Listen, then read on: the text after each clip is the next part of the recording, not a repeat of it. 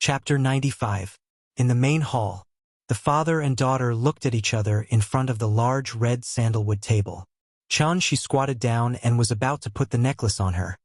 But the little fellow looked at she blankly. Suddenly, with a frightened expression, she said timidly, "Papa, don't cry. I don't want it. I don't want the necklace." The little fellow reached out her small hand and wiped away Chun-Shi's tears. Then she threw herself into Chun-Shi's arms. She hugged Chun-Shi tightly and murmured, "I don't want Mommy's necklace. Papa, don't cry." As she spoke, the little fellow suddenly burst into tears. "Papa, I don't want the necklace. Don't cry. I don't want the necklace." She looked very aggrieved. Chun-Shi, on the other hand, was stunned by her sudden emotional outburst. When he saw the necklace just now, he naturally thought of something in the past. Seeing the necklace reminded him of her, so he couldn't help crying. But he didn't expect that he would scare the child because of this. Sin. It was like children in kindergarten fighting for things. He guessed that the little fellow saw her father crying and thought that her father didn't want to give her the necklace. But because he loved her so much, he had to give it to her. She felt that she had embarrassed her father, so she was wrong. That was why she burst into tears all of a sudden. It had to be said that the child's imagination was really big. She quickly held the little fellow in his arms and comforted her quickly. "Papa didn't cry. Papa didn't cry. Nyen, good girl. Don't cry. Mommy's necklace is yours. Come on, Papa will put it on for you." After that, she gently helped the little fellow up. After she stood up, he quickly put the necklace on her neck. "How is it? Does it look good?" An adult's necklace was put on a child's neck. The length of the necklace almost reached her small belly. The little fellow didn't speak and was still sobbing. Seeing this, she hurriedly wiped her tears, then grabbed the pendant on the necklace and handed it to the little fellow. He comforted her softly. "Nyen, look, do you like this pendant? If you don't like it, I'll buy you another one you like. What do you think?" Hearing this, the little fellow sniffled and took the pendant with grievance. She held the pendant in her hand and pouted. "I like this necklace. I don't want to buy new ones." All right. As long as you like it, this necklace will be yours from now on, all right?" "All right." After a few words of consolation, the little fellow finally nodded. Seeing this, she finally heaved a sigh of relief. He hurriedly pulled the little fellow to his side, and then stood up with her in his arms. How scary. Just a moment of carelessness and I actually made the child cry. The child's cries came and went quickly. She held the little fellow in his arms and teased her a few times.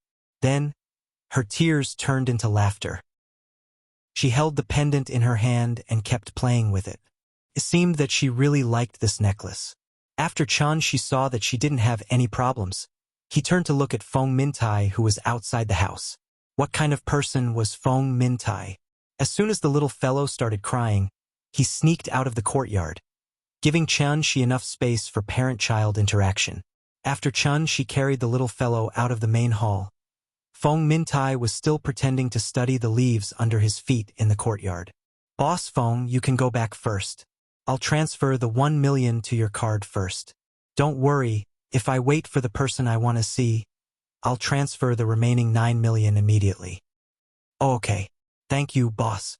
After hearing Chun-Shi's words, Feng Mintai immediately jumped as if he had been electrocuted. After thinking for a while, he licked his face and bowed slightly with a smile. "Boss, you came in a hurry. Do you need me to arrange a room for you?" "No need. You go do your thing. I'll stay here." "Ah!" Feng Mintai was stunned and asked with some surprise, "You'll stay here?" After saying that, he pointed in the direction of the main hall. Hearing this, She immediately asked, "Why? Can't I?"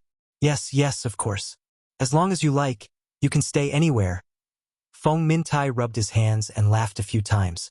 She didn't want to talk to him anymore, so he walked directly into the main hall and wanted to see the inner room. Seeing this, Feng Mintai hesitated for a while before reluctantly walking to the front yard. She said that he wanted to stay here, not because he was thick-skinned and wanted to occupy the place without being invited, He actually just wanted to see Ying as soon as possible. Instead of sending someone to squat outside all day, it was better to move here directly. It was obvious that this courtyard house had been cleaned not long ago. It was probably locked because the owner had something to do far away. In that case, as long as he lived here, he would definitely meet the person who cleaned. It didn't matter who that person was. Even if it was Qin Yongyanchen, she wanted to ask him righteously. Where did Ying go?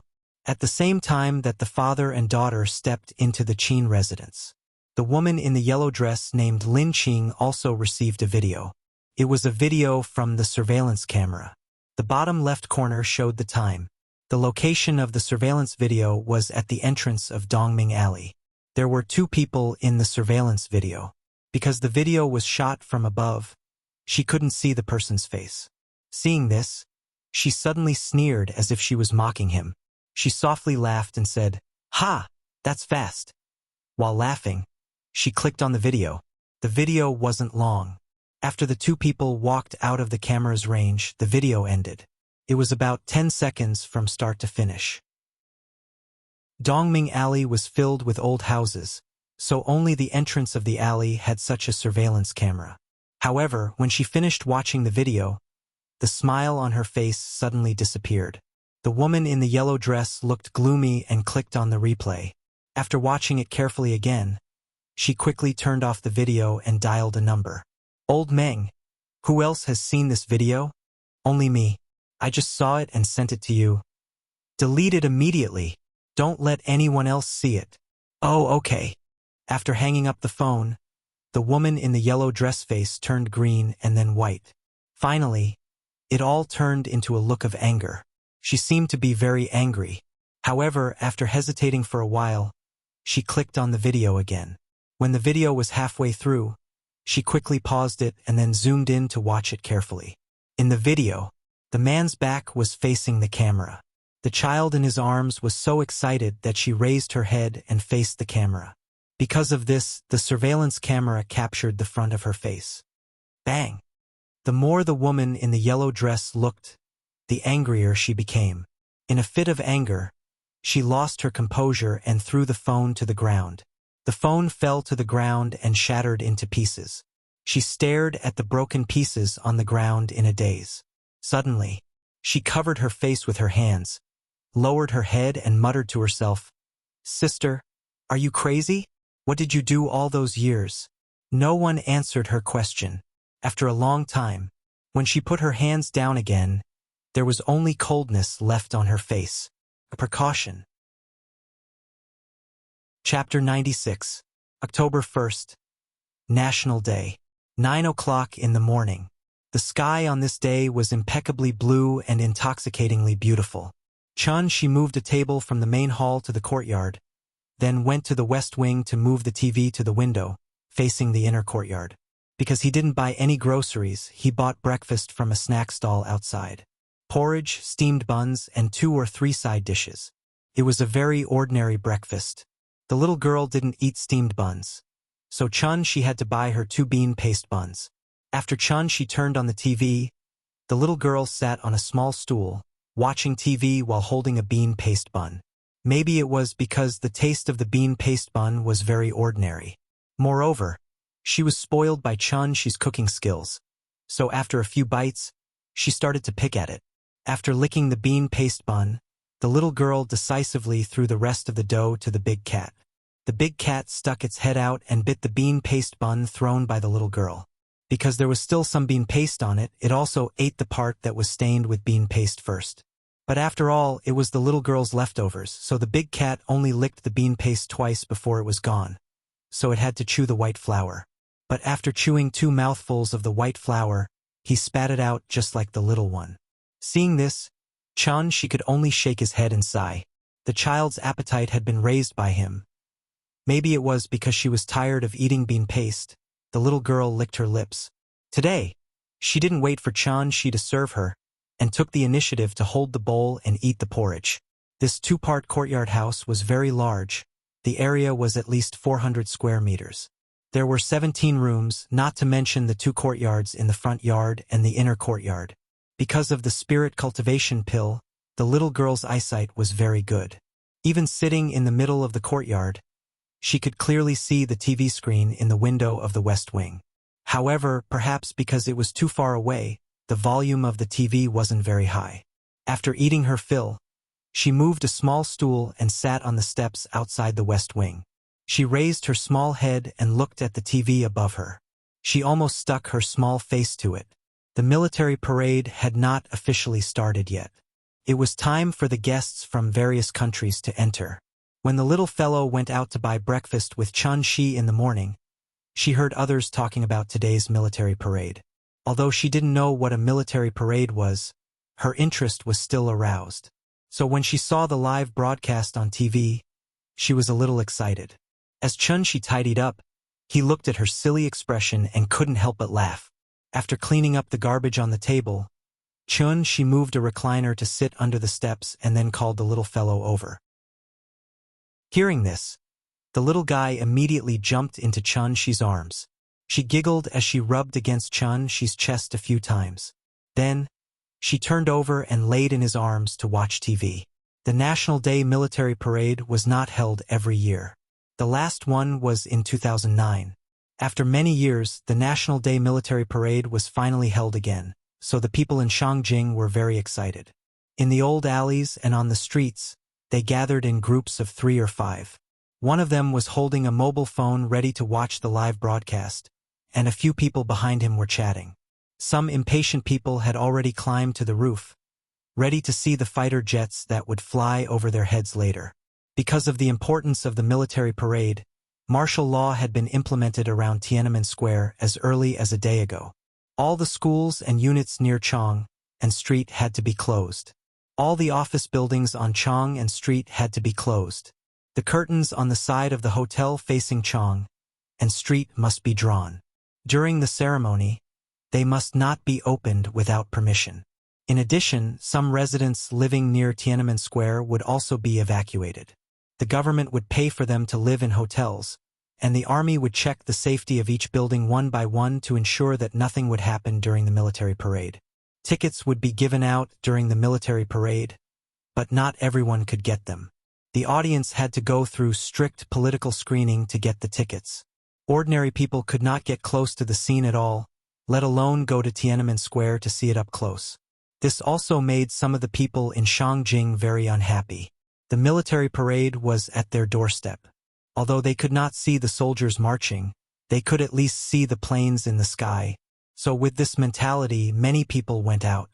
With Tiananmen Square as the center, martial law was implemented within a 5-kilometer radius. Shangjing was quiet on this day. The streets were very deserted, and the empty streets were free for pedestrians to pass through. Although there was only one street that was controlled, there were almost no pedestrians or vehicles in the second ring road. Could be said that the streets were empty. What about the people? They were all along Chong and Street, a few kilometers away from Tiananmen Square. Even if they could only see the parade vehicles passing by from a distance across the street, they would feel very satisfied. After all, watching it on TV and seeing it with their own eyes were two completely different experiences. 9:59 a.m. Everyone stood up. Salutes were fired. The national anthem was played. The national flag was raised. 70 salutes roared. It shocked the whole city. The little fellow was shocked and immediately looked up at the sky. The courtyard house was like a well. She sat in the well and looked up to see only a square of blue sky and white clouds. Then, in every corner of Wuxia on the land of 6 million square kilometers, the prelude of the march of the volunteer army sounded at the same time. Papa, it's time to sing. We have to stand up. It was probably because the kindergarten teacher had taught her that when the national anthem sounded, the little fellow jumped out of Chun-Shi's arms. She jumped and tried hard to pull Chun-Shi up. Seeing this, Chun-Shi could only pinch her little face and stand up from the rocking chair very cooperatively. The father and daughter faced the TV and stood side by side. The little fellow watched TV and imitated the movements on TV. She tried hard to raise her little hand in front of her forehead. Her hands were crooked and not straight, but her little face was very tense, and she had a serious look on her face. Get up, people who don't want to be slaves. She sang a sentence sweetly. After singing it, she found that Chun-Shi next to her had no reaction. So she immediately patted Chun-Shi's thigh, pursed her mouth and said unhappily, "Papa, you have to sing too. The teacher said that we should sing the national anthem when we raise the flag." Seeing her expression, Chun-Shi knew that she was going to lose her temper. He quickly stood at attention, raised his right hand to his forehead, and then quickly said, "Dad was wrong. Come on, let's sing together." After his delay, more than half of the national anthem had been sung, so Chun-Shi had to immediately sing, "Get up, get up, get up." Hearing this, the little fellow immediately jumped up happily, clapped her hands and sang, "We are of one heart, braving the enemy's gunfire. Forward, forward, forward." After singing, she threw herself on Chun-Shi's lap, held Chun-Shi's leg, and giggled. Chun-Shi sat back in the chair with her in his arms and listened to the explanation on TV. For a moment, there was a rather emotional look on his face. The 70th anniversary of the victory of the War of Resistance was in Beijing. The 90th anniversary of the founding of the army was in MG. Chapter 97. When the marching music sounded, the long-awaited military parade finally began. When a group of soldiers slowly appeared in front of the camera, the little fellow finally saw what she liked to see. So, she jumped out of Chun-Shi's arms again. She ran to the steps of the West Wing, raised her head and stuck out her chest, waved her arms and kicked her legs, trying to imitate the handsome appearance of soldiers. The little fellow's little face was tense, and she wanted to pretend to be serious. But her cute little appearance still made Chun-Shi laugh. There were only the father and daughter in the big yard, but it didn't seem empty at all, because it was full of their laughter. The little fellow was playing happily, but at this time, Chun-Shi's phone rang. He took out his mobile phone and found that it was not a call, but a video call from Aunt Zhang. Seeing this, Chun-Shi immediately connected the video call, and then waved to the little fellow. "Hey, you little brat, don't you know how to send a text message to me during the festival? Do you have to let me take the initiative to greet you?" As soon as the video call was connected, Chun-Shi was about to greet Aunt Zhang, but what greeted him was Aunt Zhang's teasing. Seeing this, Chun-Shi immediately raised his hands and surrendered. He quickly pointed the camera at the little fellow and used her as a shield. "Grandma, Grandma, I miss you so much." As soon as the little fellow saw that it was Aunt Zhang on the other side of the video, she immediately waved her little hand wildly at the camera.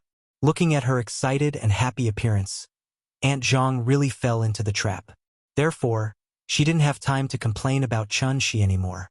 Instead, she smiled and said, "Io, my good granddaughter. Grandma misses you too. When are you going to let Dad bring you to Rong City to play again?" Hearing this, the little fellow immediately turned to look at Chun-Shi and asked, "Papa, when are we going to see Grandma? I miss Grandma." After hearing their conversation, Chun-Shi couldn't help laughing. How long had it been since they came back from Chengdu? Aunt Zhang was still blaming him for wasting money last time, but he didn't expect that she would take the initiative to let them go this time. It seemed that Aunt Zhang couldn't leave the little fellow. Thinking of this, Chun-Shi held the little fellow in his arms and said to her, "Come, Nian, let me say a few words to Grandma." The little fellow nodded obediently, and Chun-Shi pointed the camera at himself. After greeting Auntie Zhang, he said mysteriously, "Auntie Zhang, take a look. Where is this?" While talking, Chun-Shi slowly turned the camera. After slowly scanning the courtyard with the camera, he turned the camera back to himself. "Hey, this is Sai Courtyard? Have you found Ying?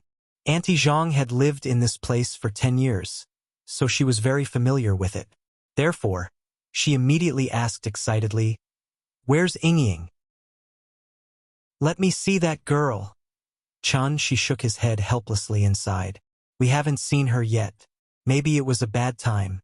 When we came, there was no one at home, so I just brought Nian here and planned to wait for her here." "You haven't seen her?" After hearing this, Aunt Zhang couldn't help but change her expression. In fact, she really hoped that Chun-Shi could find Ying. After all, she had been with Chun-Shi for a while, and she recognized Chun-Shi very much. She didn't tell Chen Shi where Yingying's house was because she wasn't familiar with Chen Shi and wasn't sure what kind of person he was. On the other hand, she promised Yingying that she wouldn't tell Chen Shi. She didn't reveal any information, but Chen Shi still found her, so she couldn't be blamed. Therefore, Aunt Zhang's first reaction was to be happy for them. However, she didn't expect Chen Shi to still not see Yingying. Where did that child go? Was she still angry with Mr. Qin? Aunt Zhang was lost in her thoughts as she thought about it. Chen Shi waited for a while, but Aunt Zhang didn't say anything. After hesitating for a while, he asked carefully, "Aunt Zhang, do you know Qin Yongyan?" "Huh?" Aunt Zhang was stunned. She didn't seem to hear him clearly. Seeing this, Chen Shi could only raise his voice and ask again, "I mean, you know Qin Yongyan, right?" "Of course I know him. Mr. Qin is Yingying's father." Hearing this, Chen Shi was a little excited. Just as he was about to say something, Aunt Zhang couldn't help but let out a long sigh. She asked with a complicated expression, "Yingying hasn't told you about her family, right?" "No. Every time I asked, she was a little unhappy, so I didn't dare to ask too much." "Sigh, so that's how it is." Hearing this, Aunt Zhang immediately let out a long sigh, then slowly sighed and said, "Since you've already found her house, then I'll tell you." "Okay." Hearing Auntie Zhang's words, Chen Shi immediately sat up in excitement. Aunt Zhang was finally willing to tell him about Yingying's family. How could he not be excited? When Auntie Zhang saw his reaction, she smiled in relief. After thinking for a while, she slowly spoke. "I remember the first time I met Yingying. She was only 8 years old. She's actually quite pitiful. Her mother passed away early, so Mr. Qin asked me to take care of her. As for me, I've been a nanny for 10 whole years, not counting this little one." Aunt Zhang smiled and pointed at the little one in Chen Shi's arms. Then, she continued, "Yingying is different from other children. She's been very sensible and independent since she was young. She doesn't cry, throw tantrums, or cling to people. I basically only need to cook for her every day. I don't have to worry about her life too much. Mr. Qin is also quite an easygoing person, so this nanny job is quite easy and enjoyable. Unfortunately, good times don't last long." When Yingying was 13, Mr. Qin was transferred to work abroad, so he couldn't be with her every day. Think about it. A 13-year-old girl who lost her mother when she was young, and her father wasn't by her side every day. How pitiful is that? At that time, I often asked her why she didn't live abroad with Mr. Qin. Speaking of which, that girl was also strange. She would rather be separated from her father than go abroad. She always said that it was better here, but she didn't want to leave. There were only 3 of us in this house. Mr. Qin didn't lack money and didn't rent out the more than 10 empty rooms. So when he was transferred, the house became much quieter. In the years after that, it was just the 2 of us living in the compound you're living in now. Mr. Qin would only come back during the holidays, and every time, he would come and go in a hurry. In a flash, 10 years have passed. I watched Yingying go to primary school, middle school, and high school.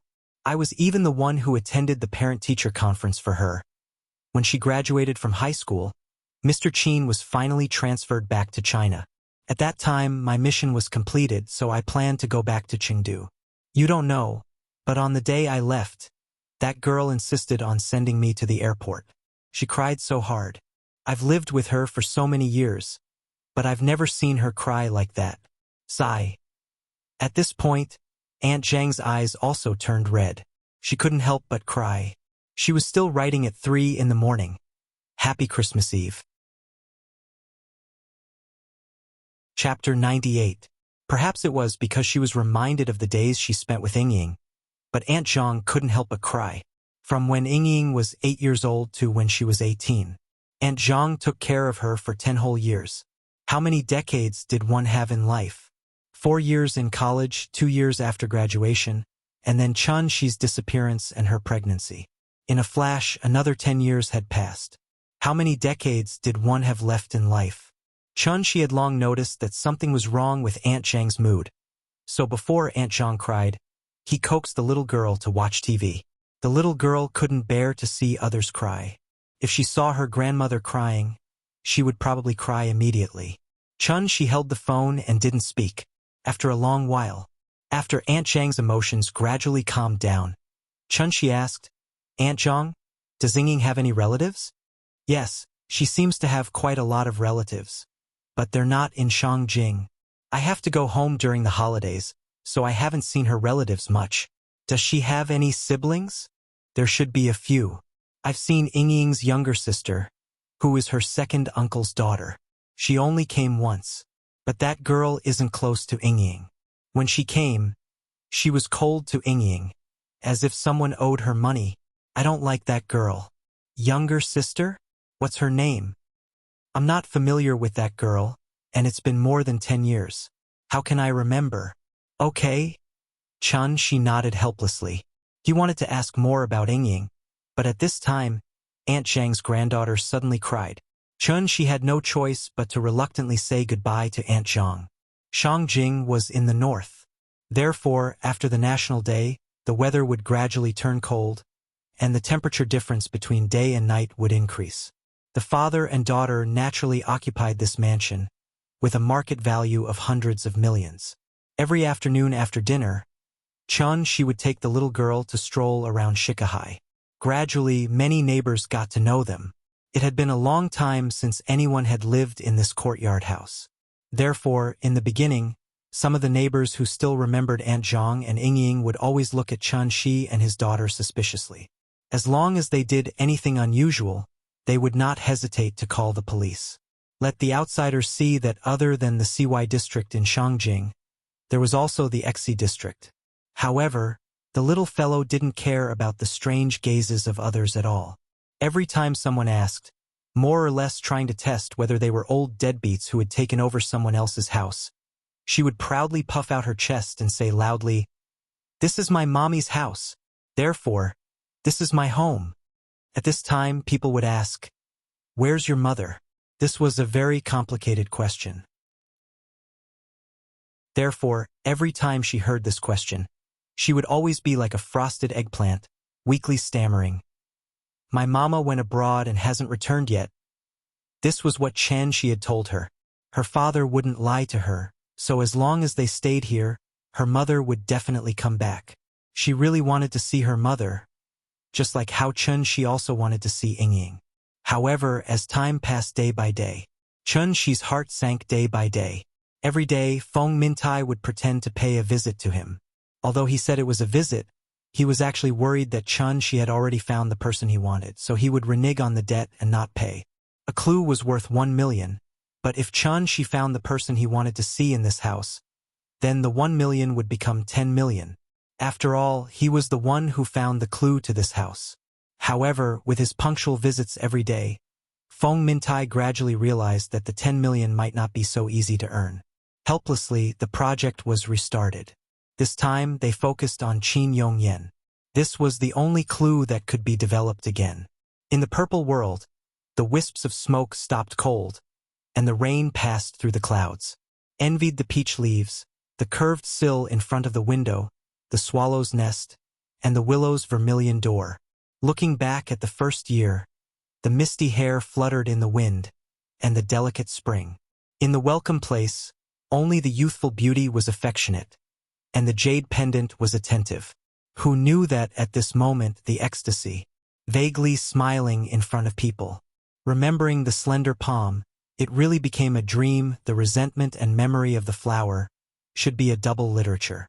Carrying the mood of wine, teaching the beauty poetry, regretting in vain that the romantic has wronged people. Who should go, waiting to send the hatred, the two places equally. On October 10th, the first snow fell in the Mentugu mountain area. However, it could not be considered the first snow in Shangjing. The so-called first snow was strictly regulated.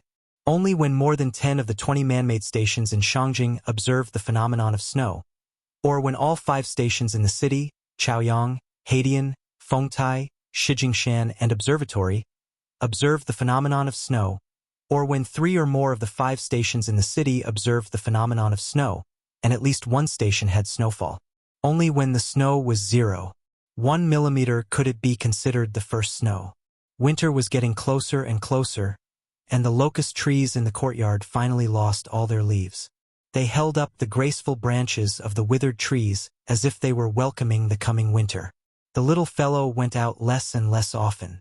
There was only one thing she liked now, and that was to hide in the warm room with the electric heater, wrapped in a quilt, and watch TV with the big cat. Shangjing was dry and cold, and Zhonghai was wet and cold. Although the temperature in Zhonghai was higher in winter, it was windy and humid.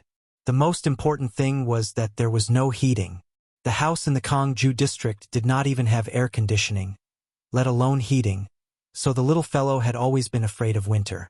She did not expect that after coming to Shangjing, the electric heater in the courtyard house would make her fall in love with this winter. She stood in the courtyard in a daze for longer and longer. His temper was also getting worse and worse. Of course, for the little fellow, she still doted on her as usual. But for anyone other than the little fellow, she could only laugh, including the big cat. Although she did not scare it much, the big cat now took the initiative to avoid she when it saw him. Unless the little fellow held it, it did not dare to get within 5 meters of she. Even Big Cat received this kind of treatment, not to mention the incomparably treacherous Feng Mintai. However, Feng Mintai was also a master of changing the rudder according to the wind. Since the last time he was kicked out of the courtyard by Shi, every time he came back, he would not cross the Chuehua gate again. This was because he had a vague feeling that something was about to happen. If he provoked Shi again, his life might be in danger. Ning Zhonghua and Su Wei did not dare to call Shi now.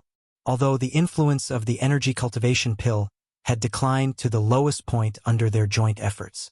But some fires were easy to light. It was difficult to destroy them. So after a lot of hesitation and consideration, Ning Zhonghua had to summon up the courage to carefully call Shi.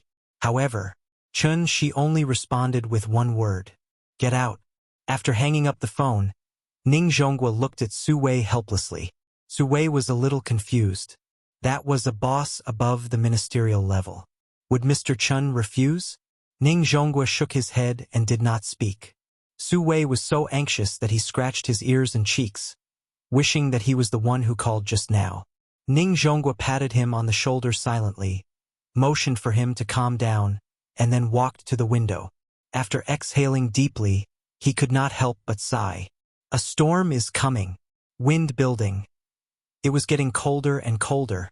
November 21st. The little fellow received the biggest gift besides her father: new snow. When she woke up that night, Shangjing City had completely changed. The first snow of this year came earlier than before. When the little girl crawled out of Nuanyuan's bed, she found that the courtyard had completely changed. It was like being painted with white paint, and the whole courtyard was dyed white. Wrapped in silver, it was exceptionally enchanting. She put on her small cotton-padded jacket and did not wait for Shi to wash her face. She had already rushed out of the room and ran to the courtyard, shouting crazily. Chapter 99.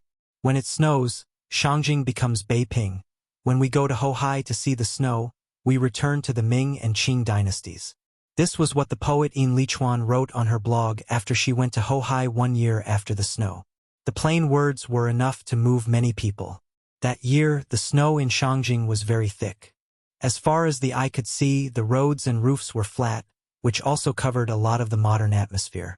Especially in Hohai, there were very few things that were obviously modern, and there were many old houses. The heavy snow covered all the hustle and bustle of modern society. Standing in the snow, it was enough to make people feel like they were in the Ming and Qing dynasties. Shangjing was covered with snow, and the palaces were all silver. This year's first snow had been falling for an exceptionally long time. Since last night, the snowflakes had not stopped falling. It was estimated that this year would also be a year of heavy snow. It rarely snowed in Zhonghai. Poor southern children, who had lived so long, had never even seen snow. The heavy snow completely ignited the little girl's childish nature. If it wasn't for the fact that the snow wasn't too thick, she would have been rolling around on the ground. The reason why the little girl was so excited was that she had never seen snow. Johns Hopkins University, the Johns Hopkins researchers at the Johns Hopkins University published a recent research report in the journal Science that when children are faced with novel and unexpected things, they will learn more than when they are faced with ordinary things, and it will make them smarter. If it was an ordinary parent, they might have already grabbed her back to wash up, eat, and do what they should do. But Chun-Shi didn't. He put the towel back in the basin, then went to the steps outside the West Wing, quietly watching the little girl squatting on the ground and trying to rub a snowball. At the bottom of the steps, the snow had condensed into ice. The little girl scraped up the snow layer by layer, then put it in her hands and rubbed it into a ball. The snow was not too thick, so she rubbed it very slowly. And she didn't wear gloves. When she finally rubbed out an egg-sized snowball, her pink fingers were already red from the cold. "Papa! Snowball! Snowball!" The little girl ran to Chun-Shi with the snowball as if it were a treasure, as if she didn't notice that the snowball was so cold that her hands hurt. Chun-Shi squatted down and gently stroked her little face that was flushed with excitement. He said softly, "Be good. Throw it away. We'll wash up and eat breakfast after you throw it out. Then Daddy will make a snowman with you. Okay?" "Okay." The little guy nodded heavily. Then he turned around and raised his hand to the back of his head. Then he threw it out with great force. Seeing the snowballs scattered all over the ground, the little fellow immediately clapped her hands happily. Chun-Shi gently held her hand and asked with concern, "Are you cold?" "Not cold." It was so cold that his bones hurt, but the little guy still laughed and shook his head. Chun-Shi didn't point it out. After wrapping her little hand in his true essence, he picked her up and said, "Let's go. Daddy will take you to wash your face, eat, and make a snowman. Make a snowman. Make a snowman." With the temptation of a snowman, the little girl immediately followed Chun-Shi to wash up. After breakfast, before Chun-Shi cleared the table, she couldn't wait to take Chun-Shi to the yard. There was not much snow on the ground, so Chun-Shi slowly raised his hands in the little girl's slightly excited cry. A gust of wind suddenly blew in the small yard. That year, the first snow in Shangjing was particularly heavy. At the entrance of Dongming Alley, a Spencer slowly came to a stop. From the outside, this car was somewhat similar to a Jinbei car, except that it had a Mercedes-Benz logo. There was only one woman sitting in the big car. She was holding a glass of red wine and shaking it slightly. After the car stopped, the woman lifted the curtain and looked inside. After confirming that she had arrived at the station, she lowered the partition between the car and the driver's seat, and then asked, "Old Meng, when did they live here?" "It should be September 29th. You told me not to get close to here, so I'm not very sure about the specific time." "September 29th. The woman gently put the wine glass on the table in front of her, and then laughed softly. She seemed to be talking to herself and said softly, "Today is November 21st. Do they really think of this as their own home?" After that, she opened the door and got out of the car. The woman was very tall, and she was wearing a Canada coat, goose beige coat, and a pair of black Balenciaga boots. Looking at her dress, she looked like a model who came to the old street for a photo shoot. It was still snowing, and the stalls on the old street were not open today. After all, it was better to stay at home in this cold weather. The bluestone road of the old street was covered with snow, and the sound of the woman's footsteps echoed in the empty alley. A few minutes later, the woman came to the door of the courtyard. She didn't hesitate and directly pushed the door open. Chun-Shi and the little girl were squatting in the middle of the yard, making a snowman. He had already noticed the movement in the alley, so he stopped what he was doing. Therefore, when the woman pushed the door open and entered, Chun-Shi also stood up.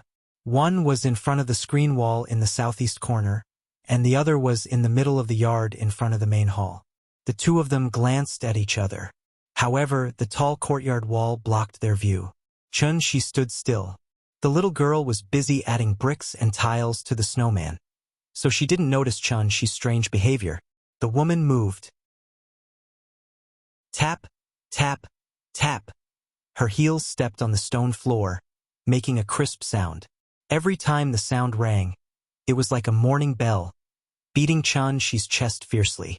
He stared blankly at the drooping flower gate that separated the inner and outer courtyards. The woman walked steadily, and soon crossed the front yard and came to the drooping flower gate. And at this moment, Qianxi also saw her face clearly. She wasn't Yingying. An indescribable feeling immediately surged in Qianxi's heart. He stared blankly as the woman walked straight towards him. The little girl squatted on the ground, holding a ball of snow with both hands, and was about to slap it on the snowman. The woman was getting closer and closer, and her footsteps finally startled the little girl. The little girl turned her head and glanced at the woman who suddenly appeared. Then, she suddenly grinned, as if she was very happy, and asked sweetly, "Sister, do you want to make a snowman with us?" The woman didn't speak. The little girl waited for a while. Seeing that she did not speak, he no longer paid attention to her and continued to build his own snowman, huffing and puffing. The woman silently looked at the little girl squatting on the ground. After a long while, she suddenly asked, "What's her name?" Her voice sounded very cold. Just like today's weather, although the sun was bright, there were still snowflakes floating. Qianxi was stunned for a moment, then solemnly replied, "Qian Yen. What about you?" "Qianxi. Qianxi?" After softly repeating this name, the woman finally shifted her gaze from the little girl to Qianxi. "My name is Qin Xueqing. Asterisk asterisk asterisk asterisk asterisk asterisk asterisk asterisk asterisk asterisk. Thank you, brother Xiaozhongyu, for the 20,000 reward. I have to apologize to you here. It's not that I don't want to add more, it's because I really can't write that much. It's not that I'm not working hard. I've really done my best. I've been racking my brains every day to write. Please forgive me. Sincerely." This book's reader group, 511793123. Chapter 100. My name is Qin Xueqing. Her voice was as bright as the sun today, but her tone was as cold as the fluttering snowflakes. The snowflakes drifted into the necks of the passers-by. It was cold, and people couldn't help but shiver. They had no choice but to pull their clothes closer. Qin Xueqing. His surname was also Qin. Upon closer inspection, her appearance actually bore some resemblance to Yingying. However, the cold aura she exuded was worlds apart from Yingying's. If they had met on the road, perhaps even Qianxi wouldn't have been able to recognize her. This woman with a cold expression in front of him was actually Yingying's sister. Auntie Zhang had said that Yingying had a younger sister who was her second uncle's daughter. If he was not mistaken, it was the woman in front of him. After hearing the woman's self-introduction, Qianxi, who had been a little hesitant, immediately stepped forward and said very politely, "Hello, hello." As he spoke, Qianxi extended his right hand to her. To be honest, this was the first time he had encountered such a situation in his hundreds of years of life. She was his sister-in-law, after all. There was an old saying in Shangjing, "The sister-in-law is half of the brother-in-law's ass." It meant that it would be a waste not to feel pain, and it would be a waste not to touch it. In fact, it was all caused by the traditional feudal thinking of the past. It was easier to get familiar with people. Even if they were discovered, his mother-in-law would turn a blind eye to it. After all, they used to be very particular about not airing their dirty linen in public.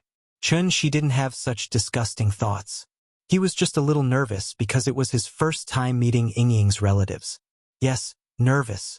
He was afraid that he would leave a bad first impression on this woman named Qin Xueqing. This had nothing to do with status, strength, or cultivation. Instead, it was directly related to Yingying's position in his heart. As the saying goes, love a house, love its crow. Qianxi loved Yingying very much, so naturally, he would show enough kindness to her family. However, what Qianxi didn't expect was, this was the first time the two of them had met. However, Qin Xueqing seemed to hold a certain degree of hostility towards him. "Do you see the words outside? This is the Qin clan. You can leave." Her tone was very calm, as if she was just narrating a very simple matter. Hearing this, Qianxi looked at her with some surprise.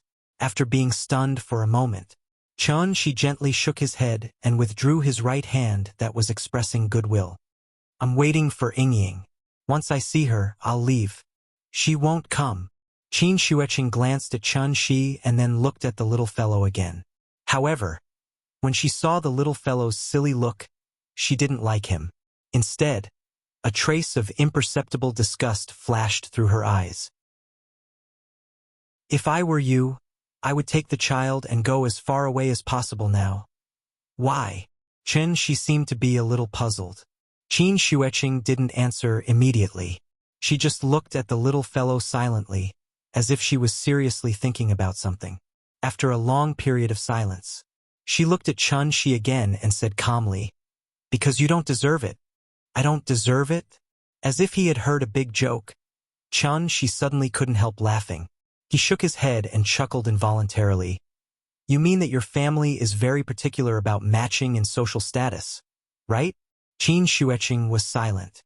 Chun Shi pointed to the main hall behind him and asked with a smile, "It's the 70th anniversary of the founding of the People's Republic. Why, the Great Revolution didn't sweep away your stubborn feudal ideas." Hearing this, Qin Shueqing's expression, which had never changed since ancient times, finally relaxed a little. She sighed softly. With some doubts, she said softly as if she was talking to herself, "I really don't understand what my sister is thinking. She actually gave birth to a daughter for you." The smile on Chun Shi's face disappeared. This was because Zhao Yuan had once said something similar.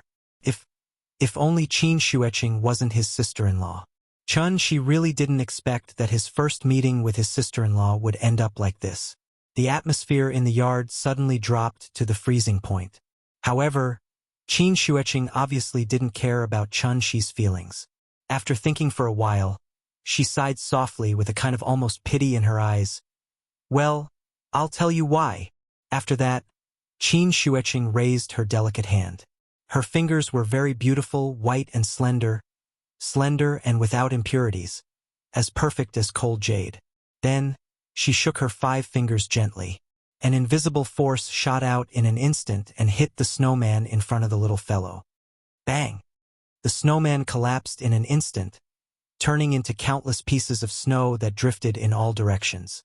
She flicked her 5 fingers and hit the snowman 10 feet away.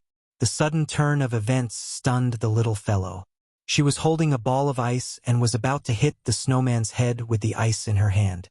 But in the blink of an eye, the snowman disappeared. The snowman that she had worked hard to build for a long time had turned into countless pieces and completely disappeared in front of her eyes. The little fellow looked down at the original position of the snowman. There was only a thick layer of snow left there. "Papa!" The little fellow squatted on the ground and held the ice. She looked up at Chun Shi in confusion. Her eyes were full of doubts. Where did the snowman go?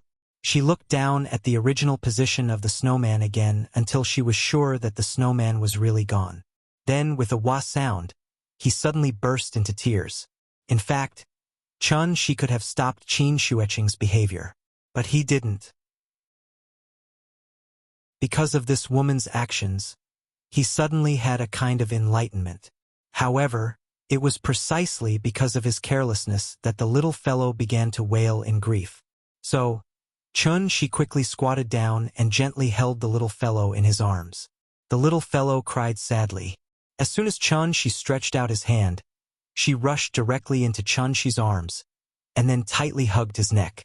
She pursed her lips and cried loudly, "Papa, the snowman is gone. The snowman is gone. Good girl, Nyan, don't cry. Papa will show you a magic trick. Okay?" However, the only response he got was the little fellow's loud cries full of energy. Chun Shi stopped talking and slowly stood up with her in his arms. The little fellow cried on Chun Shi's shoulder. Her pitiful appearance was really pitiful. Chun Shi gently patted her head and comforted her with a few words. Then he turned his head and calmly said to Qin Shueqing, "You scared my daughter." This time, it was Qin Shueqing's turn to be stunned. "You know what? If you weren't Yingying's sister, you would have died 10,000 times by now. I want to reason with you, but you have to talk to me about strength. Then I'll show you what strength is." As soon as he finished speaking, The wind and snow all over the sky suddenly became stronger. Then, a tornado strangely blew in the yard. All the snowflakes above the yard were rolled into the wind column. The originally invisible wind column seemed to have become a large white funnel at this moment. And the center of the funnel was where the snowman was just now. She stood beside the snowman, holding the little fellow in his left hand and slowly stretched out his right hand. Countless snowflakes continued to fall on the snow pile under the guidance of the wind. Then the snowman slowly condensed into a shape at a speed visible to the naked eye, and then became bigger and bigger. What was happening in front of her eyes was completely beyond Qin Xueqing's imagination. She stared at the man holding the child in a daze and stepped back a few steps in fear. The snowman was growing taller and taller. In just a few breaths, it had become a super-large snowman more than 3 meters tall. This also made Qin Xueqing's beautiful eyes almost pop out. What was happening in front of her eyes could not be done by human strength. Thinking of this, she could not help but ask with a trembling voice, "Who are you?" "Me?" Hearing this, she chuckled softly. Chapter 101. In the Sihiyuan, the sudden gust of wind finally subsided. The heavy snowfall was actually not a good sign. As the saying goes, timely snow indicates a bumper year. Only a moderate amount of snow could be called timely snow. A moderate amount of snow could not only kill insects and keep warm, but also provide water for crops, and would not crush the crops. This was the sign of a bumper year. The snow stopped. The little fellow stared blankly at the huge snowman in front of her. The scene that unfolded before her eyes had completely stunned her. She opened her mouth involuntarily. Even if she did not cry again, her little nose was twitching unconsciously. She didn't even need Shi to coax her. She had already completely forgotten about crying. "Papa, this snowman is so big." The little girl raised her little head slightly.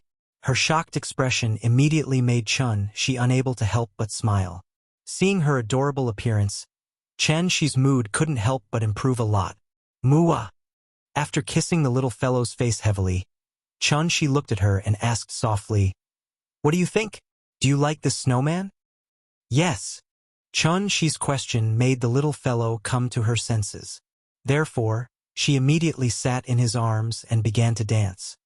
"Papa, put me down. I want to play with the snowman." Shi quickly put her down. As soon as she stepped on the ground, the little fellow threw herself into the snowman's arms. The snowman wouldn't carry her, so she plunged her small body into the snow. The falling snow kept falling on the little fellow's head, and some even fell into her clothes. Although she was shivering because of the cold, she enjoyed it and giggled against the snowman. Looking at how excited she was probably about to bury her head in a pile of snow. She put down the little fellow and then turned to look at Qin Xueqing. At this time, Qin Xueqing had also come to her senses. She originally thought that Shi was just an ordinary person, but she didn't expect that Shi was actually a necromancer. Furthermore, with the means that Shi had just displayed, his realm might have even reached the level of cultivation above the Daoentry realm. Han Fizi, human leader. Moreover, the cultivators of magic are incompatible with the ministers of the path. How do you explain this? If the master has a warlock, then the high minister will not be able to make a decision, and the high minister will not dare to sell the high minister. If the high minister controls the power and influence, then the way of the master will be clear. Records of the Grand Historian, Huainan's Heng Shan biographies. In the past, Qin Ju followed the path of the saint and killed the sorcerers. He burned the book and book, abandoning etiquette and righteousness and relying on deceit. He accepted the punishment and turned the millet of the sea into the West River. Han Wang Fu's treatise on the hidden husband virtuous men's difficulty. Those who are weak in virtue will have a bad impression of good deeds. Those who are in political turmoil will have a bad impression of governance. This is the reason why the Qin dynasty killed Yu and trapped the warlocks. Necromancers were necromancers, also known as warlocks. They were adept at worshipping ghosts and gods, concocting pills to achieve longevity, and were even known as spellcasters. For example, the hermit expert who allowed Ning Zhonghua to live for more than 50 years was most likely a necromancer. The necromancer lineage had a long history, but now it had almost disappeared from the world. Even the legends about necromancers were pitifully few. Most of the remaining branches of the necromancer lineage lived in seclusion deep in the mountains, maintaining the ancient tradition of passing down one lineage to a single person. The culprit behind the decline of the necromancer lineage was actually the first emperor in the history of Wuxia, Qin Shi Huang. Qin Shi Huang burned books and buried Confucians. This was a very cruel history. There were many historical records about this, and the historians of the past dynasties also had many discussions about it. However, the strange thing was that all kinds of books had detailed records of the burning of books, but the records of the burying of Confucians were very vague. In fact, this was because Qin Shi Huang did not kill Confucian scholars at all but necromancers. The reason why Qin Shi Huang wanted to kill necromancers and swear to cut off the inheritance of necromancers was very simple. Back then, necromancer Su Fu was ordered by Qin Shi Huang to lead 3,000 boys and girls to the East Sea to search for the legendary Penglai, Fangzhong, and Yingzhou Immortal Mountains to find the elixir of immortality. However, after Su Fu left, there was no news of him and he never returned to Wuxia. Qin Shi Huang, who realized that he had been deceived, was furious and vented his anger on the necromancer lineage. He hatefully killed countless necromancers, causing the necromancer lineage to almost be cut off. After the Eastern Han dynasty, it was already a long time ago from the Qin dynasty. The public opinion of the Qin dynasty, as well as the status of the Confucian school at that time, and the popularity of the modern literature school, distorted the facts and completely twisted the story of Qin Shi Huang deceiving necromancers into Qin Shi Huang deceiving Confucians. To put it bluntly, Qin Shi Huang was framed, which was why he was cursed by the Confucian school for more than 1,000 years. As for whether this was revenge on Qin Shi Huang by the remnants of the necromancers, no one knew. After all, history had long turned to dust. With a flip of his hand, he could create clouds and rain with a flip of his hand. This kind of heaven-defying means that could create clouds and rain with a flip of his hand was clearly not an existence that Qin Wanqing could deal with. She couldn't help but feel afraid and wanted to leave this strange place as soon as possible. However, since she was already here, how could Chun Shi let her go? This was his sister-in-law who had a lot to do with Yingying. He had to keep her. Therefore, as soon as Qin Shuiqing turned around, Chun Shi shouted at the big cat, "Big cat, keep the guest." Meow. The big cat had been living in fear all day recently. Now that it finally had a chance to show off, it naturally worked hard. Thus, just as Qin Wanqing took a step forward, a voice rang out. The big cat, who had been squatting on the steps of the west wing, had turned into a black shadow and rushed to the drooping flower door in an instant. As its body grew rapidly, Qin Shuiqing couldn't help but widen her eyes. Monster! The big cat showed its true form. Its front legs were slightly bent, and its back legs were on the ground. Its body was slightly arched, and its eyes were fixed on Qin Shuiqing. It even grinned, revealing a mouthful of sharp teeth. Seeing this, Qin Wanqing had no choice but to stop in her tracks. She hesitated for a moment, then turned around and shouted at Chun Shi, "Who are you?"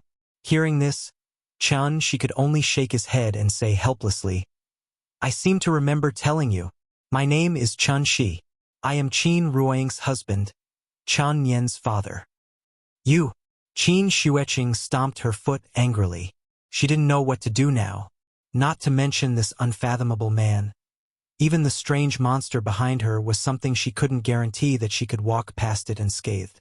Just as Qin Shuiqing was feeling vexed, the little girl suddenly saw the big cat squatting in front of the drooping flower door.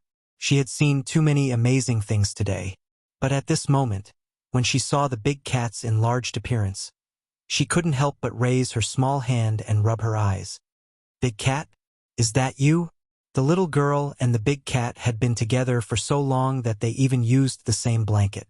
Therefore, almost without much thought, the little girl realized that this huge black panther was very similar to her big cat. In order to confirm its guess, the little brat ran toward the drooping flower gate.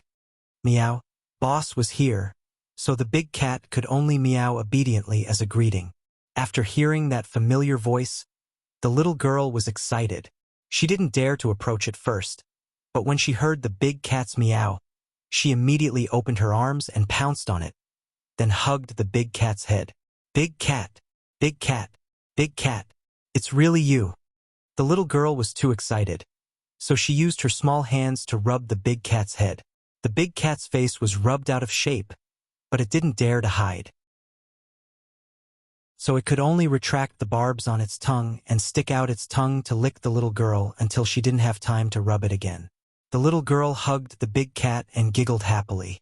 But then, an idea suddenly appeared in her mind, so she immediately shouted happily, "Big cat, can I ride you?" It wasn't a question, but a statement. So, without waiting for the big cat to say anything, she was already hugging the big cat's neck and jumping with all her strength, trying to climb up its back. Unfortunately, she was too short. After the big cat grew up, it was at least 2/3 of her height, so the little girl couldn't climb up at all. Seeing this, the big cat could only obediently lower its body and let her ride on it. After the little girl sat down, the big cat stood up again, and the little girl hugged the big cat's neck with both hands, lying on top of it and giggling. Big cat, go, go, go. In the courtyard, the big cat carried the little girl on its back, and under her constant urging, it had no choice but to run in circles around the courtyard. It didn't dare to run too fast, afraid that the little girl would fall. If the little girl accidentally fell, it estimated that all 4 of its legs would be broken by Chun-Shi.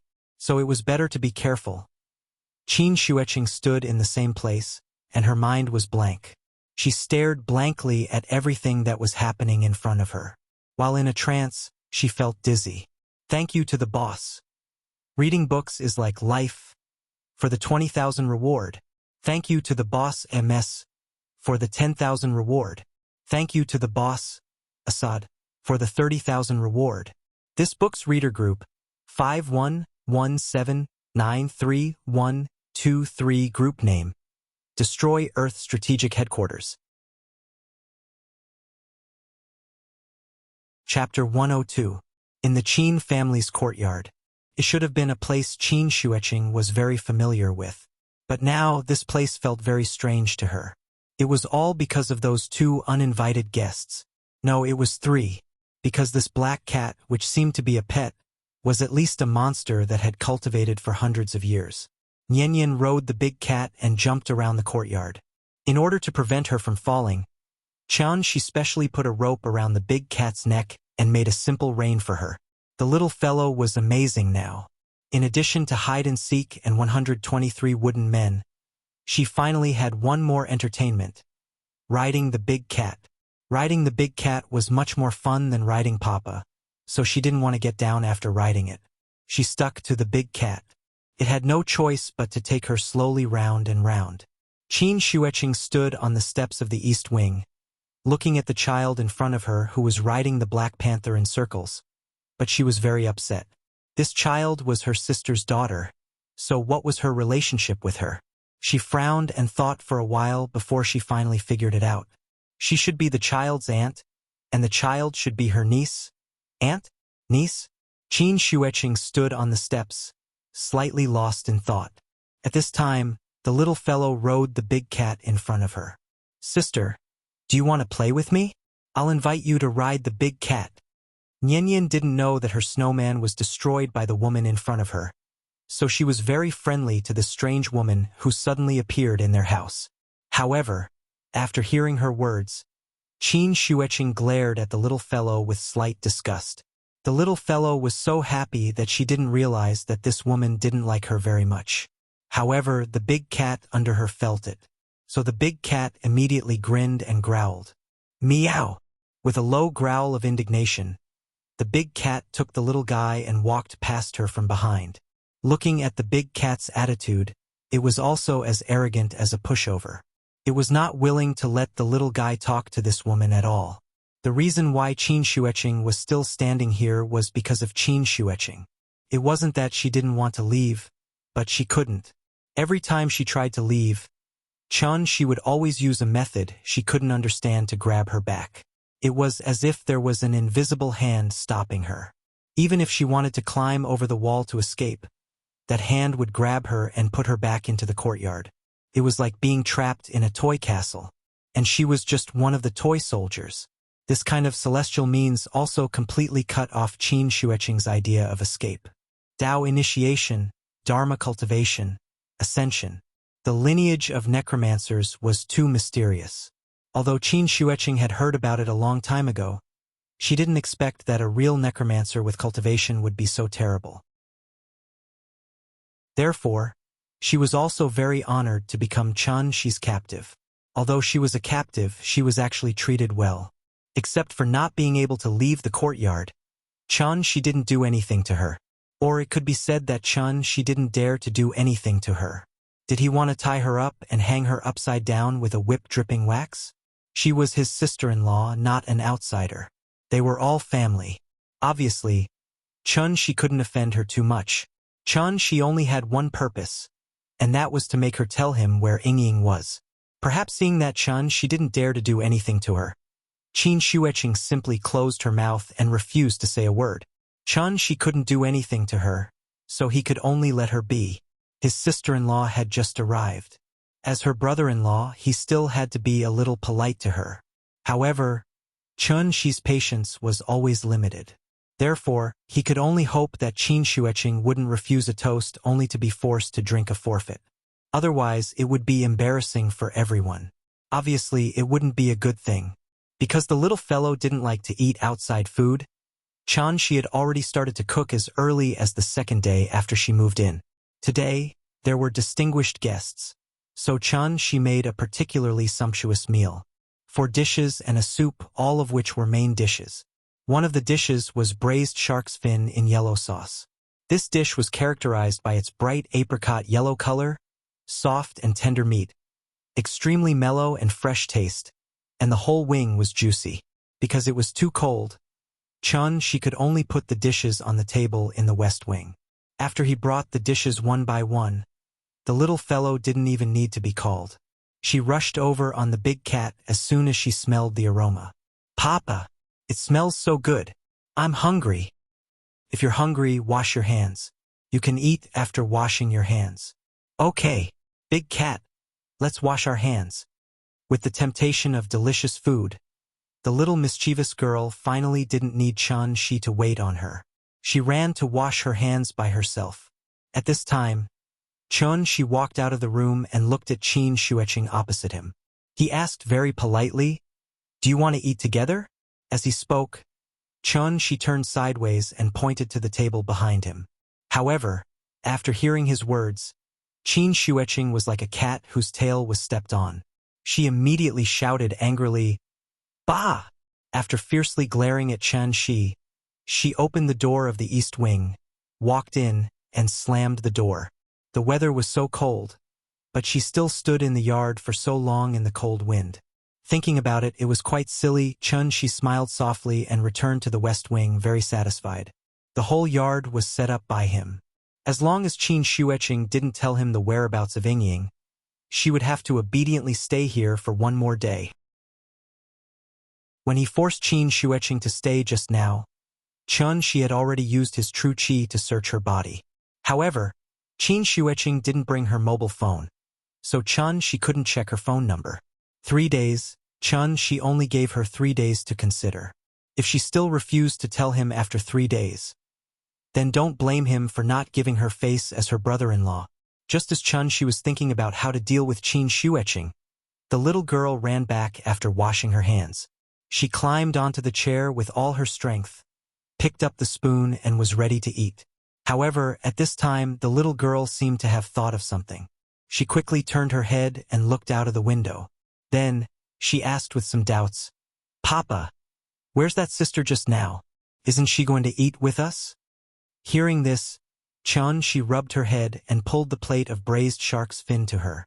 Then he said with a smile, "She's your mother's sister." "Mama's sister? Who's that?" "You should call her Aunt." "Aunt? Aunt doesn't eat with us? She's good at martial arts, so she doesn't need to eat." "Oh, Aunt is so pitiful. The food is so delicious, but she doesn't need to eat." "Good girl. Eat more if it's delicious. Okay. However, at this moment in the East Wing, Qin Xueqing frowned slightly and couldn't help but put her hand on her stomach. Martial artists were not immortal cultivators. Their physical energy consumption was especially large, so their usual appetite was also especially large. She hadn't eaten for a few hours, but her stomach began to growl. Qin Xueqing couldn't help but look through the window at the West Wing opposite. She finally understood why she pretended to ask her to eat with him. He guessed that she wouldn't go, so he used this method to disgust her. She couldn't beat him in a fight and she couldn't leave. Now she couldn't even eat. Thinking of this, Qin Xueqing couldn't help but turn pale. She couldn't live like this, so after hesitating for a while, Qin Xueqing kicked open the door and strode toward the West Wing opposite. I doubt it. Did you forget the name of my book? This is Becoming a Stay-at-Home Dad After Returning from Cultivation, not Becoming a Stay-at-Home King After Returning from Cultivation. I can't abandon my daily life for the sake of showing off, because that's a very stupid way of doing things. I have two kinds of readers. One likes to read cool stories, and the other likes to read warm daily lives. But recently, the readers who like to read cool stories have been making more and more trouble. It's even developed to the point where even Nian said that I'm lame. I really want the two kinds of readers to coexist, so there will be a big climax, but it will be a gradual process. Because in my heart, 100 face-slapping episodes are not as important as a complete climax. Right, bro? In addition, some people say that I'm half an article on Baidu. If I want to Baidu, I have to at least have this knowledge and know that this thing exists in advance, okay? I'm not here to teach popular science. But if I don't write, will other readers know about this? Chapter 103. Bang! With a stomach full of resentment, Qin Xueqing kicked the door of the West Wing hard. However, what she got in response to her kick was an even stronger reaction force. It was obviously a wooden door, but it was as hard as the door of a bank vault. It was obvious that she was making trouble. Qin Xueqing gritted her teeth and helplessly withdrew her right foot. Because she was so angry, her full chest rose and fell rapidly with her rapid breathing. This was great. She couldn't even open the door. But if she went back in resentment, she felt very unwilling. But if she knocked on the door properly, she couldn't bring herself to do it. The snow had stopped, but the cold wind was still whistling. Qin Xueqing stood at the door of the West Wing with resentment. She didn't know what to do now. She finally understood what despair was. It was the first time she had experienced such a feeling in her life. She couldn't beat him and she couldn't run away. With her status, it was impossible for her to curse in the streets like a shrew. What else could she do? She was like an experienced hunter.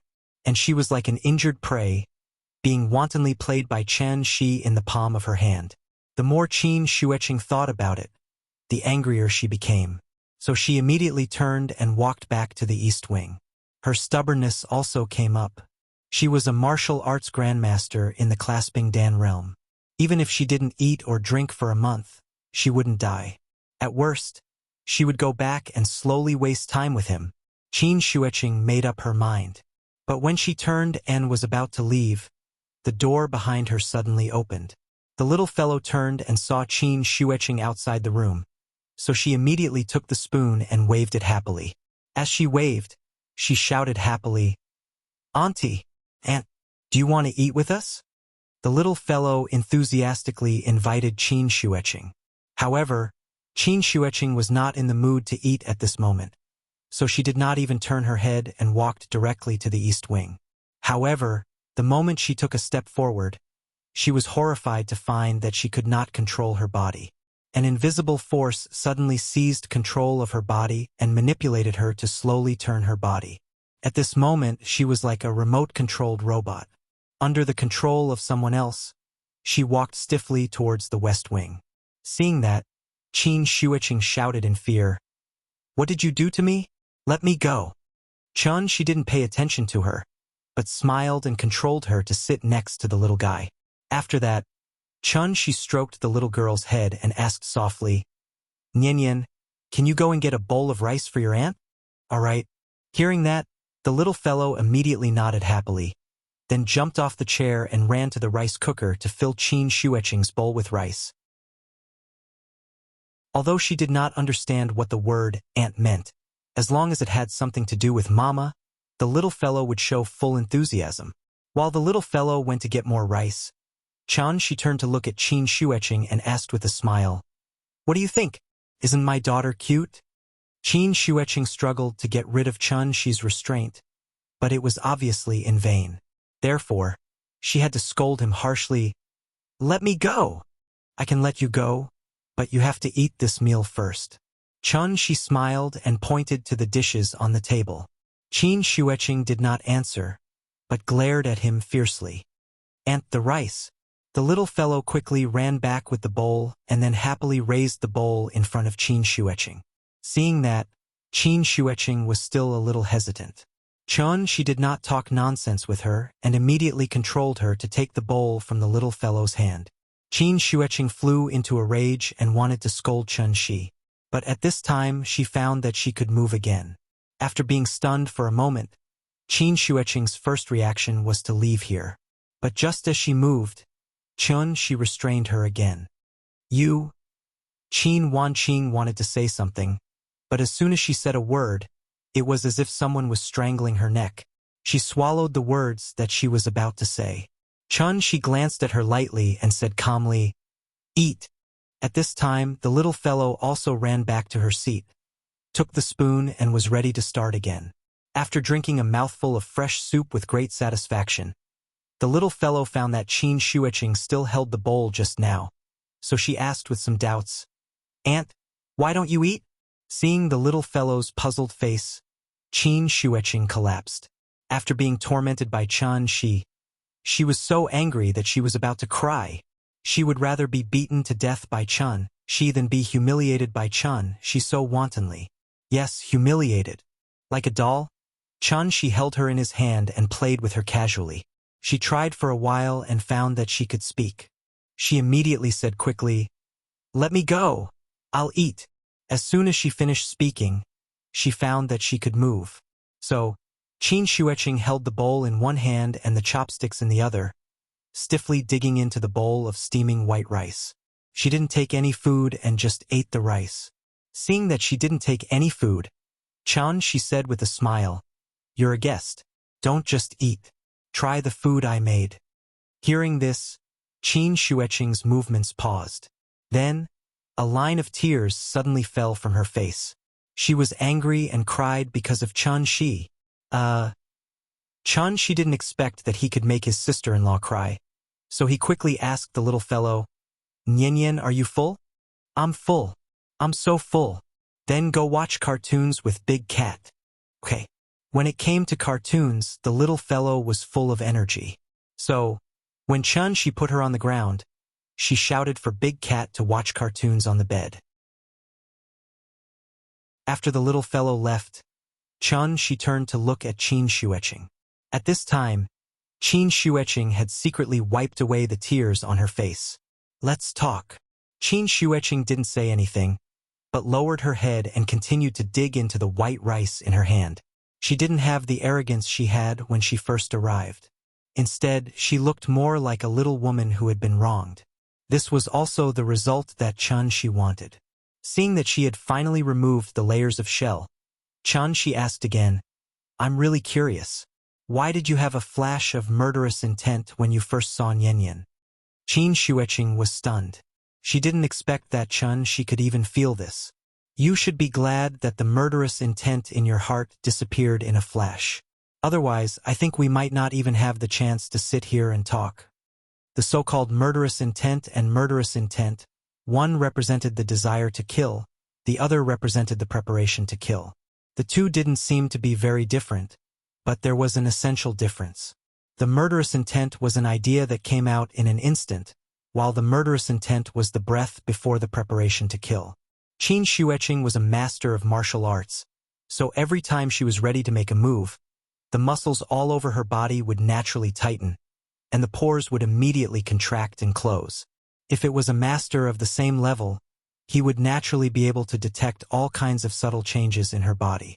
This was the so-called murderous intent, which also meant that she was about to make a move. The murderous intent could be perceived, but the murderous intent couldn't be perceived. Because the murderous intent was just a kind of thought. Unless one could see through people's hearts, how could one perceive the thoughts of others? She couldn't see through people's hearts. But he could infer from Qin Xueqing's subtle expression at that moment. Qin Xueqing should really be glad. The murderous intent in her heart came and went quickly. Otherwise, she would really be crushed to death by Shi on the spot. Qin Xueqing didn't answer. Shi smiled and continued, "You are very strange. I guess you haven't even killed a chicken. But today you want to kill a child, and it's your sister's child. Tell me why?" After that, Shi looked at her quietly. Qin Xueqing held the bowl and lowered her head as if she was thinking. She was silent for a long time. Shi also waited for her for a long time. Chapter 104. Because if she doesn't die, my sister will die. As soon as he finished speaking, Qin Xueqing clearly felt a strong murderous aura erupting from Shi's body. The murderous aura was so strong that she was so scared that her muscles tensed up and she subconsciously wanted to take a defensive stance. And it wasn't just her. Even the big cat who was watching cartoons was shocked. But the big cat was very smart and immediately burrowed into the little guy's arms. The little guy naturally hugged the big cat. This behavior was like a solid reassuring pill for the big cat. So after the big cat calmed down, it turned its head and poked its head out to observe the situation at the dining table. Why? Shi's voice was very calm, and there was nothing strange about the expression on his face. But his body was constantly emitting a monstrous murderous aura. He was a cultivator, not a warrior. So when he was angry, the surrounding spirit energy would also surge. Therefore, Qin Xueqing was a master after all. So even if she didn't see any signs of Shi wanting to attack, she could clearly sense that Shi wanted to kill someone. This brother-in-law of hers, who had been hiding his strength, finally showed his fangs. Qin Xueqing was a little lost in thought, as if she didn't hear Shi's words. So, Shi asked again, "Why?" Qin Xueqing's body suddenly trembled, and then she looked at Shi with a complicated expression. She reluctantly shook her head and said, "I can't tell you. I shouldn't have come to you at all. I was meddlesome." Hearing this, Shi suddenly laughed. "You brought that necklace over for her, didn't you?" After saying this, Shi looked thoughtfully at the little guy who was sitting on the bed and watching cartoons attentively. Qin Xueqing didn't reply. "You want to drive us away because you're afraid that your family will find out that Yingying gave birth to a daughter for me, right?" Qin Xueqing still didn't speak. Shi waited for a long time. Seeing that she didn't want to speak again, Shi changed the topic and asked with interest, "If I remember correctly, those who are above transforming strength are called masters, so you should be a martial arts master, right?" Hearing this, Qin Wanqing finally nodded and replied somewhat reluctantly, "Above the neutral strength stage is the controlled dance stage. Only after achieving the controlled dance stage can one become a grandmaster. I've seen people at the peak strength stage, but they are older than you and have been through hundreds of battles. They always have a kind of hostility that can't be hidden. You don't have it, and your realm is far higher than theirs. So you do have some reason to be proud." However, when she heard Shi's assessed, Qin Xueqing immediately frowned and scolded in exasperation, "Are you trying to humiliate me? Don't think that you're so great. If we're at the same level, I can kill you as easily as killing a chicken within 10 steps. Really?" Shi pretended to look at her in surprise. Then he asked with a smile, "In fact, I'm very curious. Have you ever killed a chicken?" Qin Xueqing was irritated by him again. She got up and wanted to leave, but how could Shi let her go? So the moment she got up, Shi stopped her again and said with a smile, "Don't be angry. Don't be angry. Today is the first time we've met, and I want to talk to you more. What do you want?" "Nothing. As long as you tell me where Yingying is, I'll let you go right away." Qin Xueqing was stunned. After being stunned for a while, she seemed to think of something and said with a look of contempt, Even if I tell you, what can you do? Since you're a necromancer, let me ask you, do you know the Gate of Heaven? Gate of Heaven? What's that? She was a little confused. It was the first time he had heard of this term. Qin Shuiqing saw his confused look and couldn't help laughing. You don't even know the Gate of Heaven. It was as if she had found something very funny. Qin Shuiqing laughed louder and louder. In the end, even the little fellow was alarmed by her laughter. The little fellow turned her head and glanced at this strange ant. Then she continued to watch cartoons with the big cat in her arms. She didn't speak, but looked at her quietly. He was as calm as a pool of stagnant water, without any ripples. Qin Shuiqing laughed for a while, but when she saw She's indifferent look, her face fell again. Bah! Summer insects can't talk about ice, and frogs in the well can't talk about the sea. You're really like an arrogant toad. Oh, is that so? She also laughed with her and asked, the Gate of Heaven you're talking about, is it the southern gate of the heavenly court? As long as you walk through the southern gate, you can be ranked as an immortal? Hearing this, Qin Shuiqing laughed and said, if you want to understand it that way, it's actually not wrong. And then, she spread his hands and asked with a puzzled look, what does that have to do with me? Qin Shuiqing was choked by his words. She felt like she was playing the lute to a cow. Therefore, she couldn't help but say angrily, my sister and I are Xiannu who presides over the Gate of Heaven. If the Gate of Heaven doesn't open, we can't get married. If people find out that she has a child, my sister will be burned alive. Oh, I see. She nodded. Then suddenly stood up and began to clean up the tableware on the table. After realizing that she had said something wrong, Qin Shuiqing stared at him blankly. After a while, she asked hesitantly, what else do you want? My sister asked me to give you the necklace so that you can forget about her. We are Xiannu, we can't get married. Hearing this, she said as he cleaned up, Ying knows about this rule, right? But she still chose to give birth to Nian, which means that she doesn't want to be a Xiannu, right? Qin Shuiqing didn't reply. When she looked at her, her eyes were also a little evasive, as if she didn't dare to look at Shi. Since Ying doesn't want to be a Xiannu, do you think I should take her home? Hearing this, Qin Shuiqing suddenly became anxious and couldn't help but exclaim, no, you can't go. You'll kill my sister. Kill her? No, I'm going to take her home. Qin Shuiqing was a little agitated and wanted to say something more, but at this time, she suddenly waved his sleeve. Then, her whole body flew straight out of the courtyard like a kite, and then suspended in the middle of the courtyard, unable to move. After binding her in the middle of the courtyard, she slowly walked out of the west wing. He raised his head and looked at Qin Shuiqing calmly. After a moment of silence, she asked calmly, tell me, where's Ying? Qin Shuiqing hesitated for a moment, but still chose to shut up. However, Shi's next sentence suddenly made her face change greatly. If you don't say it, I'll burn you now. Shi's appearance didn't change at all, and his expression was still calm. But Qin Shuiqing seemed to feel that the man standing in front of her now. He was like a wolf that had taken off its sheepskin, completely revealing the ferocious nature in his bones. Well, I'm different from most writers because I can't stand trolls. I've been a failure for a long time, so I won't condone trolls acting presumptuously in front of me. There was already a wave of trolls when the female lead was in the lead role, and now there's another wave of trolls for my sister-in-law. Forcibly whitewashing, lowering IQ, illogical, explaining too much will disgust other readers. So I won't open a chapter to explain the motives of my sister-in-law's behavior. The following is the extras.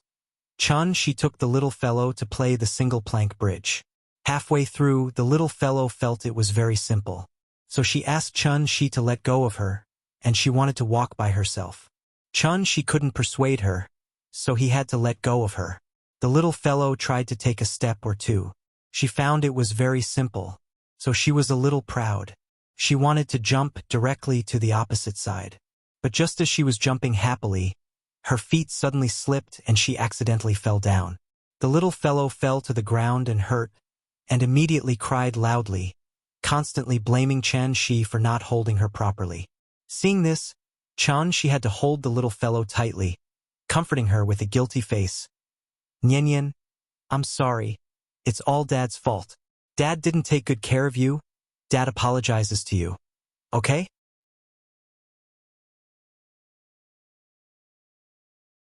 Chapter 105. The biggest difference between the heavenly jade world and Earth was spirit stones, immortal herbs, cave abodes, and spirit veins could be snatched. Interest was the driving force behind all human actions. Marx once said, "Everything that people strive for is related to their interests." Chen Shi had lived on Earth for more than 20 years. But he had lived in the heavenly jade world for more than 500 years. Could it be that those 500 years could not compare to 20 years? Obviously not.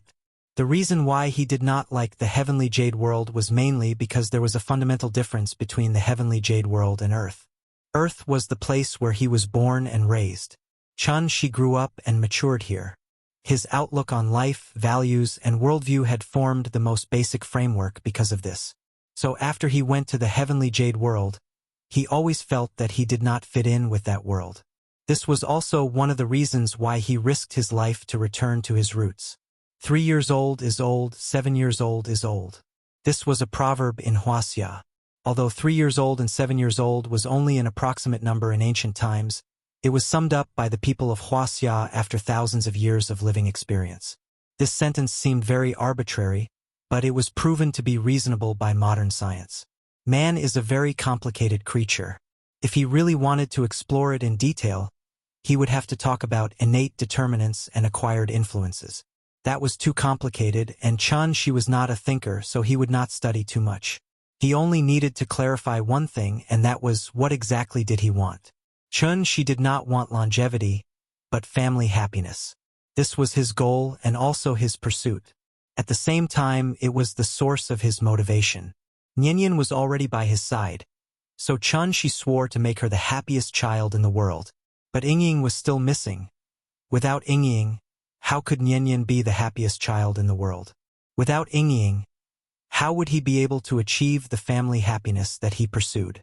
Without Ying, how could he fulfill the promise he made back then? I will ascend and become an immortal, not for longevity, but for a lifetime of happiness and peace. If it was said that living on Earth for more than 20 years had established a basic framework for Chen Shi's worldview. However, the 500 years in Heavenly Spiral had reshaped Chen Shi's code of conduct. In the end, he was no longer a mortal. He was a titled divine lord of the heavenly jade domain, a soul formation cultivator. Therefore, when Chen Shi heard that Ying was in danger, there was only one thought left in his mind: pick up Ying and go home. The home that he guarded. Compared to his wife, his sister-in-law was naturally an insignificant existence. Therefore, Qin Xueqing was suddenly thrown out of the yard. She stared at the man in horror. This seemingly gentle man suddenly showed his ferocious side in front of her. That monstrous, murderous aura seemed to be making a silent declaration. If she dared to say no, he would really kill her. Qin Xueqing was scared out of her wits. Chen Shi stood on the steps and quietly looked at Qin Xueqing, who was tied up in the air by him. All of a sudden, his wrist twitched. Immediately after, a small flame jumped out from his fingertip. Seeing the sudden flame, Qin Xueqing finally came back to her senses. This cheap brother-in-law was serious about her. Qin Xueqing was scared. When she saw that Chen Shi was about to throw out the flame, she immediately shouted at the top of her lungs, "No! I'll tell you." Classic of Mountains and Seas? The 16th classic of the West of the Great Wilderness said, "In the south of the West Sea, on the shore of quicksand, behind the red water and before the black water, there is a mountain called the Kunlun Hills. The Kunlun Mountains were known as the ancestor of all mountains in Wuxia and the source of the dragon veins. Many legends in Wuxia were related to the Kunlun Mountains. But many people didn't know, the Kunlun Mountains in ancient times and the Kunlun Mountains in modern times were actually two different places. Some people even thought that the ancient Kunlun Mountains were the current Kunlun Mountains. The current Kunlun Mountains were between 500 meters and 6,000 meters above sea level. The climate was cold and humid, the air was thin, and there was a plateau layer of frozen soil all year round. The living conditions were extremely bad. How could the Wuxia people be born? In fact, according to historical records, long before the Qin dynasty unified Wuxia, what was called the Kunlun Mountains was actually the Qinling Mountains. The Guangzhong Plain north of the Qinling Mountains was the birthplace of the Wuxia people. The two ancestors of the Wuxia people, the Yellow Emperor and the Yan Emperor, were born in this place. The Guoyu Jin language said, "In the past, Xiaodian married the Eugene family and gave birth to the Yellow Emperor and the Yan Emperor. The Yellow Emperor was born with Ji Shui, and the Yan Emperor was born with Jiang Shui. Therefore, the Yellow Emperor was born with Ji Shui, and the Yan Emperor was born with Jiang Shui. The two emperors used their masters to help each other, and they were born with different virtues. This was also the earliest historical record of the Yan Emperor and the Yellow Emperor that could be seen. The Qinling Mountains were not called Qinling Mountains in the beginning. At first, it was called the Kunlun Mountains. Later, Qin Shi Huang unified Wuxia and moved the capital to Xianyang.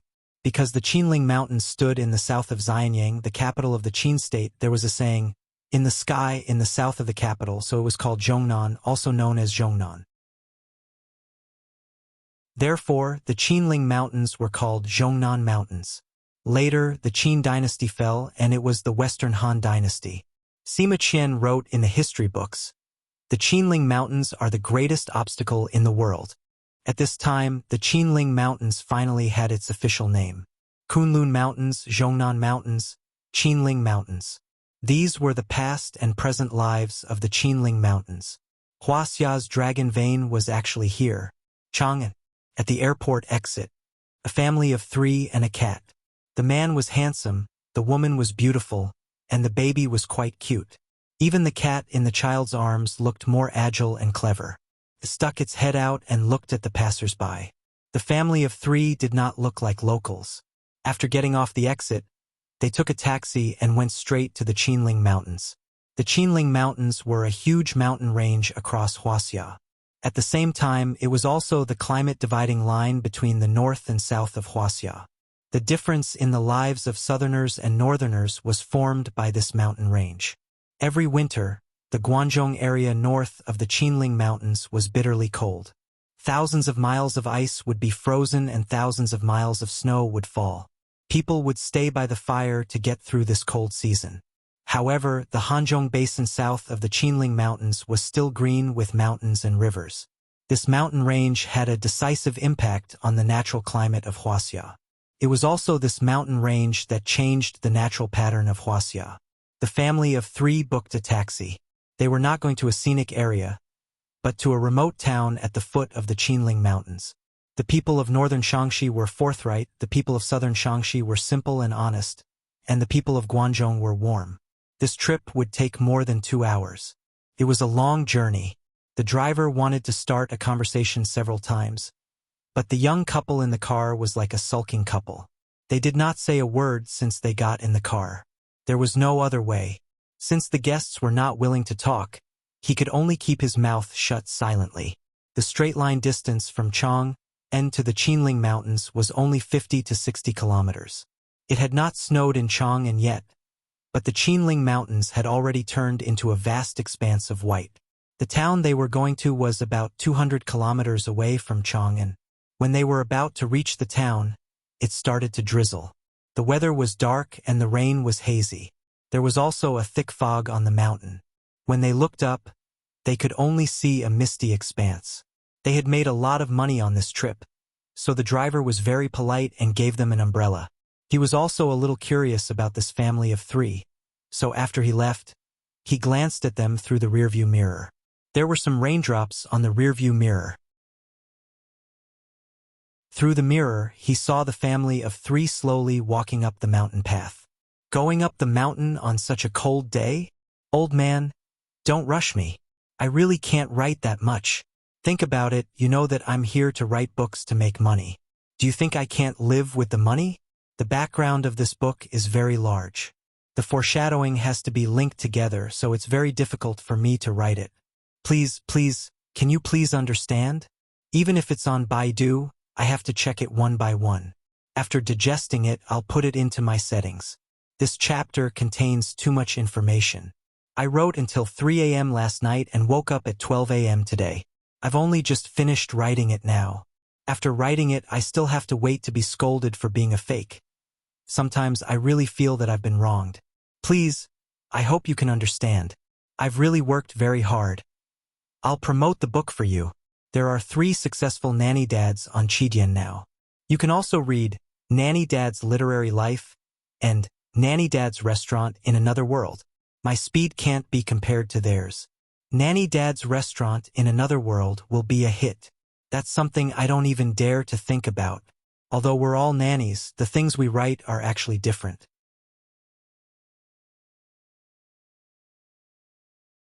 Chapter 106. The Qinling Mountains lay across the border between the north and the south of Wuxia. It was the mountains that divided the north and the south. The earth cut the rivers, and the east and west meandered. The vast momentum and continuous magnificence made it difficult for people to see the whole picture, but they had to explore. The world was big and chaotic. It was rare that the mountains were still there. The fog was rising, and the snow was boundless. It was an otherworldly scene. Unlike the handsomeness of Mount Amei, the Qinling Mountains gave people a sense of vastness. After going up the mountain, the little fellow obediently lay in Qianxi's arms, her big eyes rolling. As the altitude increased, the snow on the mountain became thicker and thicker. The somewhat rugged and slippery path was gradually covered by the snow. Looking up, it seemed that there was only white left between heaven and earth. When the little fellow saw the thick snow piled up like a quilt, she finally couldn't help but hug Qianxi's neck and said coquettishly, "Papa, Papa, I want to play in the snow." Hearing this, Qianxi stopped, pinched her little face, and then put her down in a relatively flat place. Seeing the thick layer of snow in front of her, the little fellow also became playful. She was holding the big cat and suddenly swung her arms with all her strength. Just like that, he threw the big cat into the pile of snow. The big cat was shocked, and suddenly it was so scared that it waved its 4 feet in the air. But because it had no place to borrow strength, it could only watch as the little fellow threw it out. Poof! It was now the size of a pet cat, so after falling into the snow, it only made a small shallow hole. Meow! The big cat cried out with some dissatisfaction, causing the little fellow to giggle. Then, she hopped to the edge of the pile of snow and shouted, "I'm here!" Then he jumped into the snow as well. The snow looked as soft as cotton, but it was definitely not as warm and cold as cotton. But after she jumped into the snow, she immediately rolled in it as if she was not afraid of the cold at all. Her wish of rolling in the snow finally came true, while Little Rascal and Big Cat were rolling around in the snow. Qianxi looked at Qin Shuiqing and suddenly asked, "What do you think? Is my daughter cute?" This was the second time that Qianxi had asked this question. Qin Shuiqing looked at him with a complicated expression, and then turned her eyes to the little fellow. A 4-year-old child was the cutest, so no matter how unwilling she was, Qin Shuiqing could only reply dryly, "Cute. Thank you."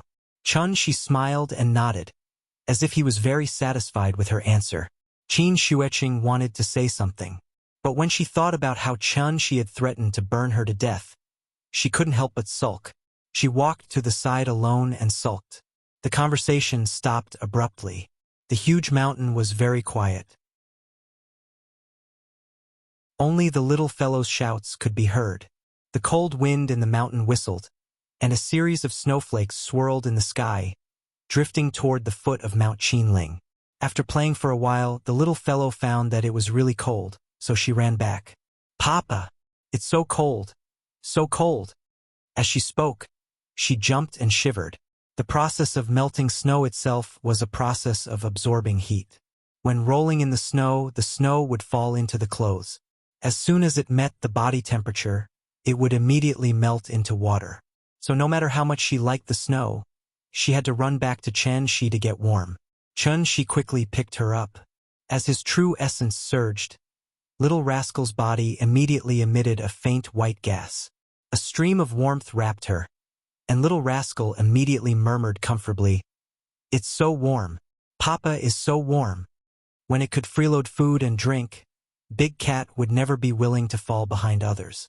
So when it saw Little Rascal being held by Chen Shi, it immediately shook off the snow on its body and jumped into Little Rascal's arms like a mad dog.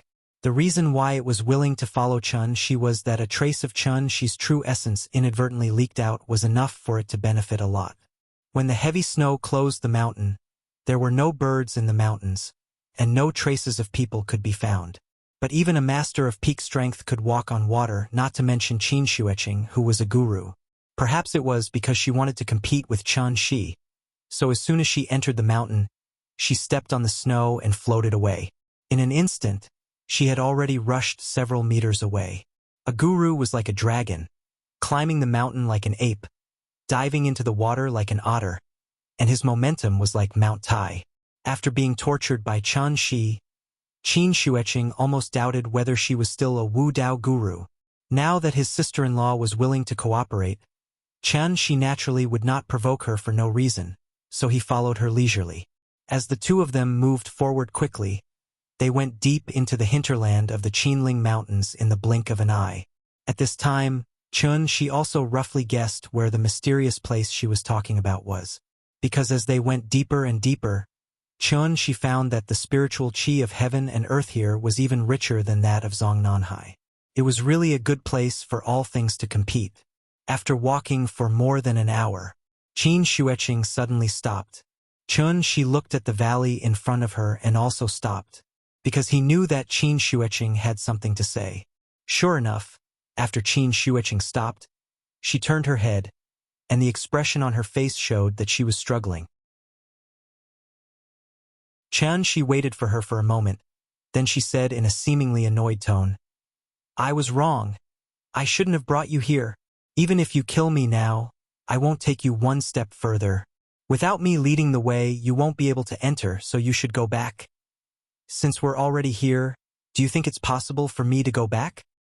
You really can't go any further. If you do this, not only will you kill yourself and my sister, but you will also kill the child in your arms. For the sake of the child, please go back. Okay? Go back first, and when the divine gate opens, I will naturally come back to find you." Qin Xueqing became more and more agitated as she spoke. In the end, she could not help but yell at Chen Shi again. Chen Shi did not reply. After she calmed down a little, he nodded at Qin Xueqing and said very solemnly, "Thank you. You?" Qin Xueqing was stunned for a moment. Then she flew into a rage, and her face turned red. Just as she was about to scold Chen Shi suddenly asked, "You're a grandmaster. So what's the corresponding realm of a grandmaster? I don't have time to joke with you. I'm warning you, if you go any further, you will really kill everyone. Answer my question first." Chen Shi's expression was very serious, as if he was seriously discussing something with her. Seeing this, Qin Xueqing stomped her foot and said impatiently, "Entering the Tao. What's above that? Cultivating the Tao. Above that? Aren't you at the divine connection realm? Answer my question first, then what's above that? Core condensation. Isn't Grandmaster controlled Dan? What's the difference between core controlled Dan and core condensation? The two can't be described in the same sentence. Legend has it that when a Grandmaster successfully condenses his Dan, he will be able to leave the earth and ascend to immortality, free and unfettered between heaven and earth. Core concentration refers to a martial artist condensing the essence, qi, and blood marrow of the entire body into a single point. In other words, all the strength in the body is concentrated in the dantian.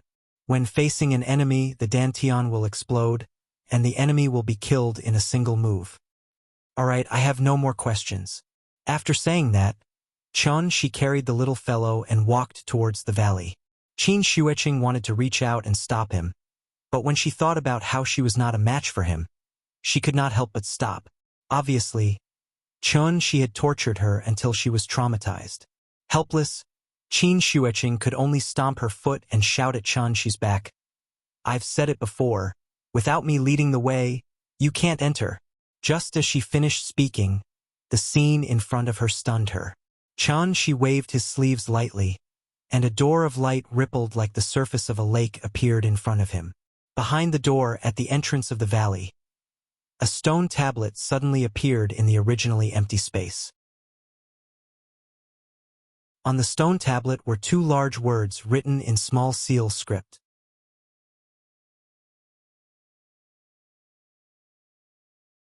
Chapter 107. The little fellow stared blankly at the light gate that suddenly appeared in front of her. This door of light was transparent. If it wasn't for the faint light it was emitting and the ripples it was emitting, it would really look like an ordinary glass door. Even an adult would not be able to understand this situation, let alone a 4-year-old girl. "Papa, what's this?" The little girl stared at Chan Shi with her cute big eyes, and after looking at Chan Shi with a surprised expression, she stretched out her left index finger and gently poked at the door of light. Then, when her finger touched the light gate, she felt nothing. It was as if she was touching air. Her finger went through the light gate as if she was putting her hand into water. The surface of the water kept shaking, and her fingers started to shake as well. The light gate shook, and so did her finger. The little fellow was amused. She stretched out her finger and kept poking the light gate. She felt nothing, but when she saw her finger rippling with the ripples, she giggled happily. Looking at her happy little face, she couldn't help but ask with a smile, "Do you like it?" "I like it. It's so fun." The little fellow giggled and lay on Chan Shi's arm. Then she raised her head high, and her little chin was almost in the sky. "Papa will take you in to play. Okay?" "Okay." The father and daughter quickly reached a consensus. Then Chan Shi looked back at Qin Shueqing and asked with a smile, "What about you? Do you want to go with us?" Qin Shueqing looked at him in a daze. This mountain-guarding formation was left by the ancient sages. How could it fail? Chan Shi looked at her strangely. Seeing that she didn't speak, he stepped directly into the light gate with the little fellow in his arms. "Wait, I'll go with you." At this time, Qin Shueqing suddenly reacted and ran after him. "I'll take you in, but you'd better leave her here. Don't you still have a monster? If you let this monster keep an eye on her, there shouldn't be any problem. I'll go in with you. It'll be more convenient for us to move around." Qin Shueqing pointed at the big cat in the little fellow's arms, trying to persuade Chan Shi to leave the little fellow outside. Hearing this, Chan Shi gently shook his head and answered with certainty, "Ying is my wife and Yan Yan's mother. Since it's to bring her mother home, how can she be absent?" After that, Chan Shi lowered his head and glanced at the little fellow. Although the little fellow did not understand the meaning of Qin Shueqing, she understood the meaning of Chan Shi's words. Therefore, she immediately said excitedly, "I want to take Mama home." As she spoke, the little girl seemed to be a little embarrassed. She buried her little face in Chan Shi's chest. Bashfully sitting in Chan Shi's arms, she kept twisting her small body. The word mother had already become a simple concept in her mind. Other children had mothers, so naturally, she should have a mother too. This was all she knew about her mother. Although she was a little unfamiliar with it, she still had some desire. Chan Shi touched the little fellow's head and smiled at Qin Shueqing. He carried the little fellow and walked straight to the valley in front. Qin Shueqing's expression was a little uncertain. While she was still hesitating, Chan Shi was almost at the side of the stone tablet. Seeing this, Qin Shueqing could only stomp her feet and shout, "Wait, I'll take you there."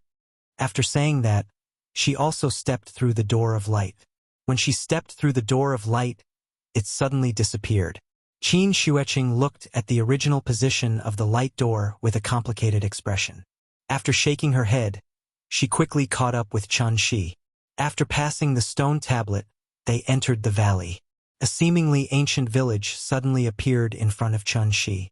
It was as if it was recorded in the peach blossom spring. After dozens of steps, it suddenly became clear. The land was flat and the houses were upright. There were fertile fields, beautiful ponds, mulberry trees, and bamboo trees.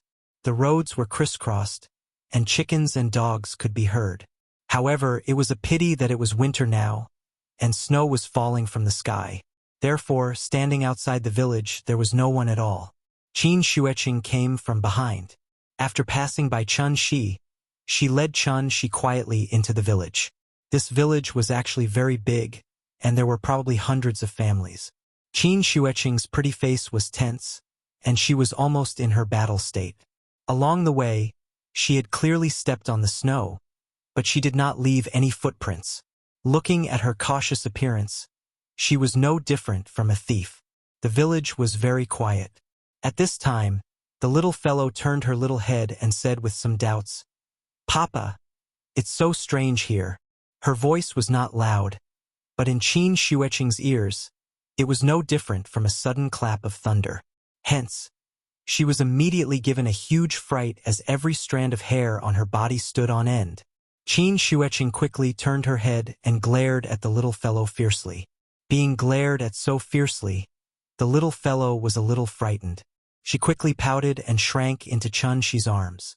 Seeing this, Chun Shi also glared at Qin Xueqing fiercely. At the same time, he did not forget to threaten her. "If you dare to glare at her again, I will gouge out your eyes." "You?"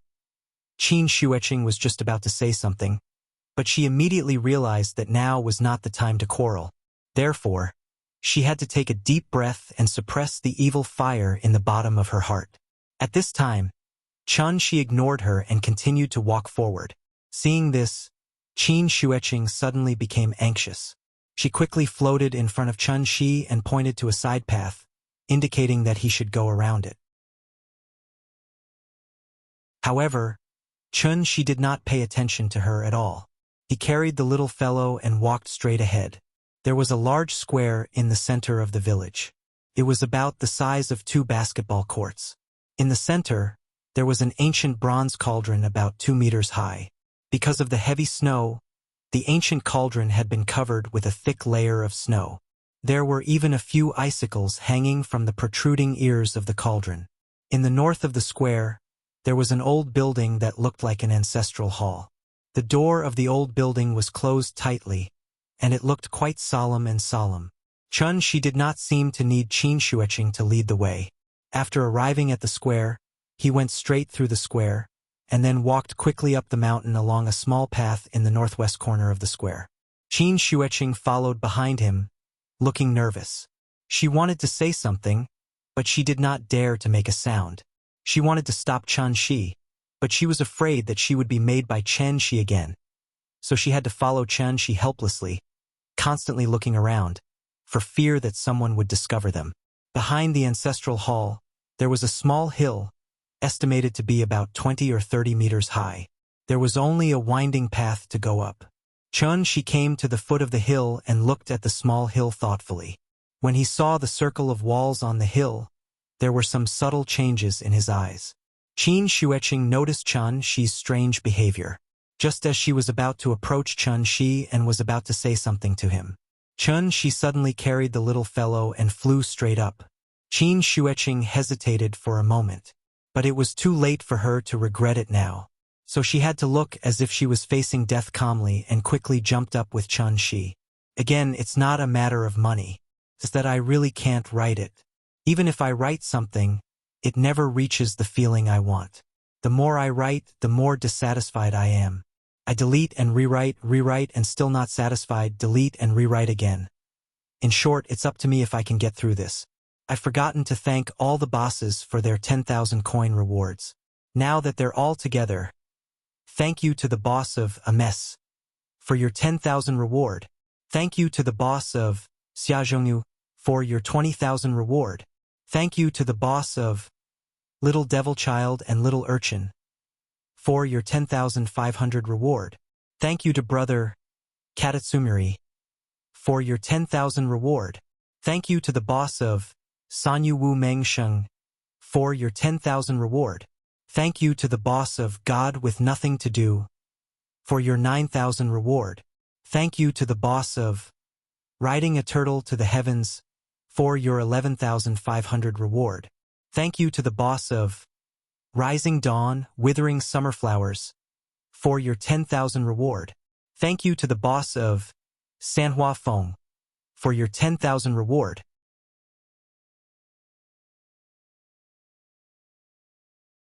Chapter 108.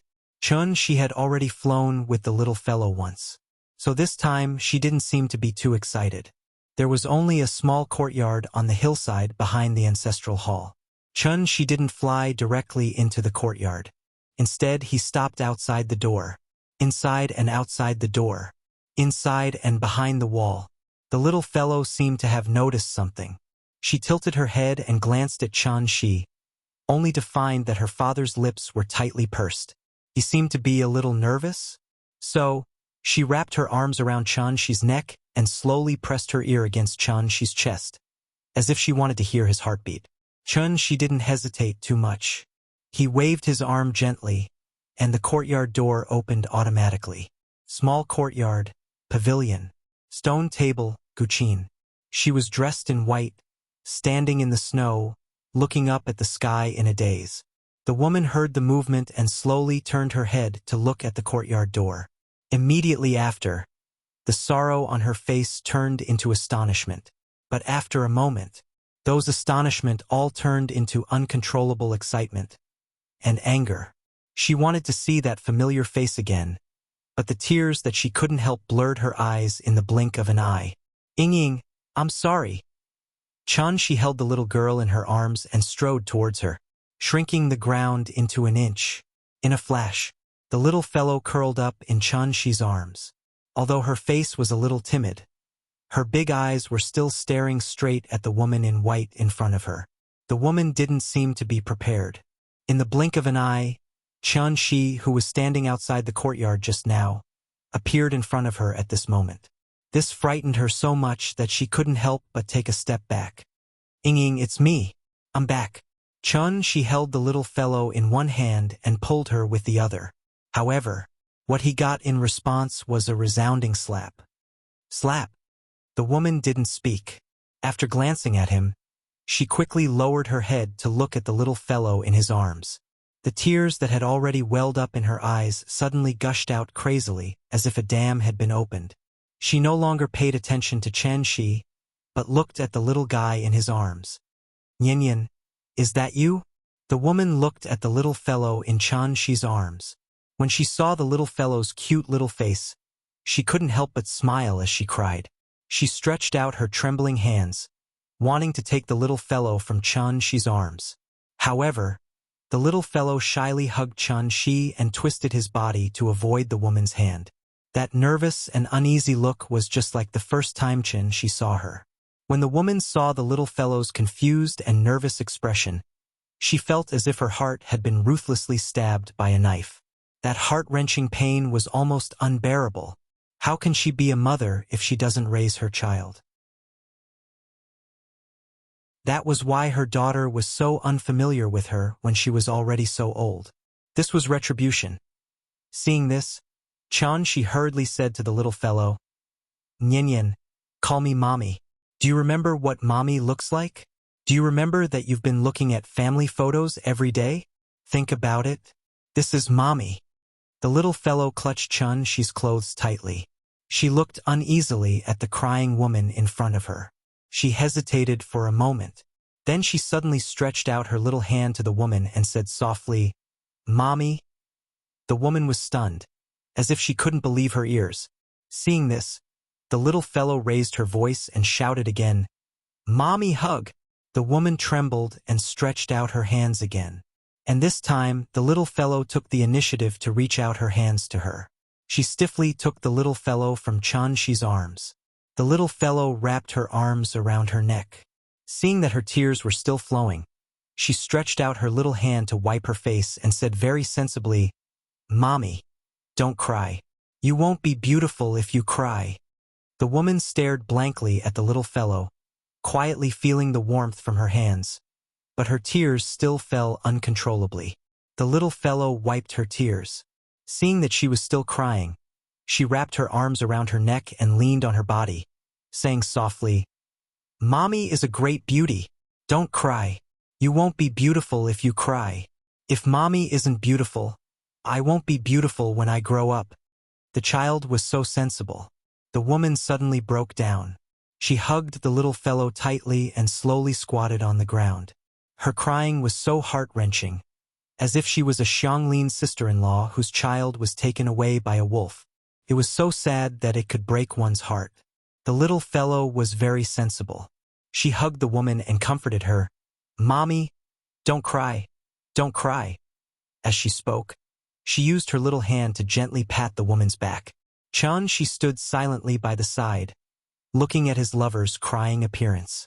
He couldn't help but have mixed feelings. Time had faded her immaturity and draped her with a trace of vicissitudes of life. He couldn't avoid that slap. Qin Ruoying. Qin Ruoying. Perhaps the little fellow's comforting words were effective. The woman gradually stopped crying. After calming herself down, she gently let go of the little fellow. Then, she held her hand and stood up again. Her eyes were slightly red, and when she looked at the little fellow, her eyes were filled with love. But when she looked at Chun-Shi, her gaze became very complicated. After hesitating for a moment, she said softly, "Why do you want to leave?" Her voice was very soft, and it sounded as if there were no emotions.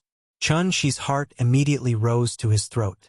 After hesitating for a moment, Chun-Shi suddenly formed a seal, then lightly tapped the woman's forehead. The woman was stunned.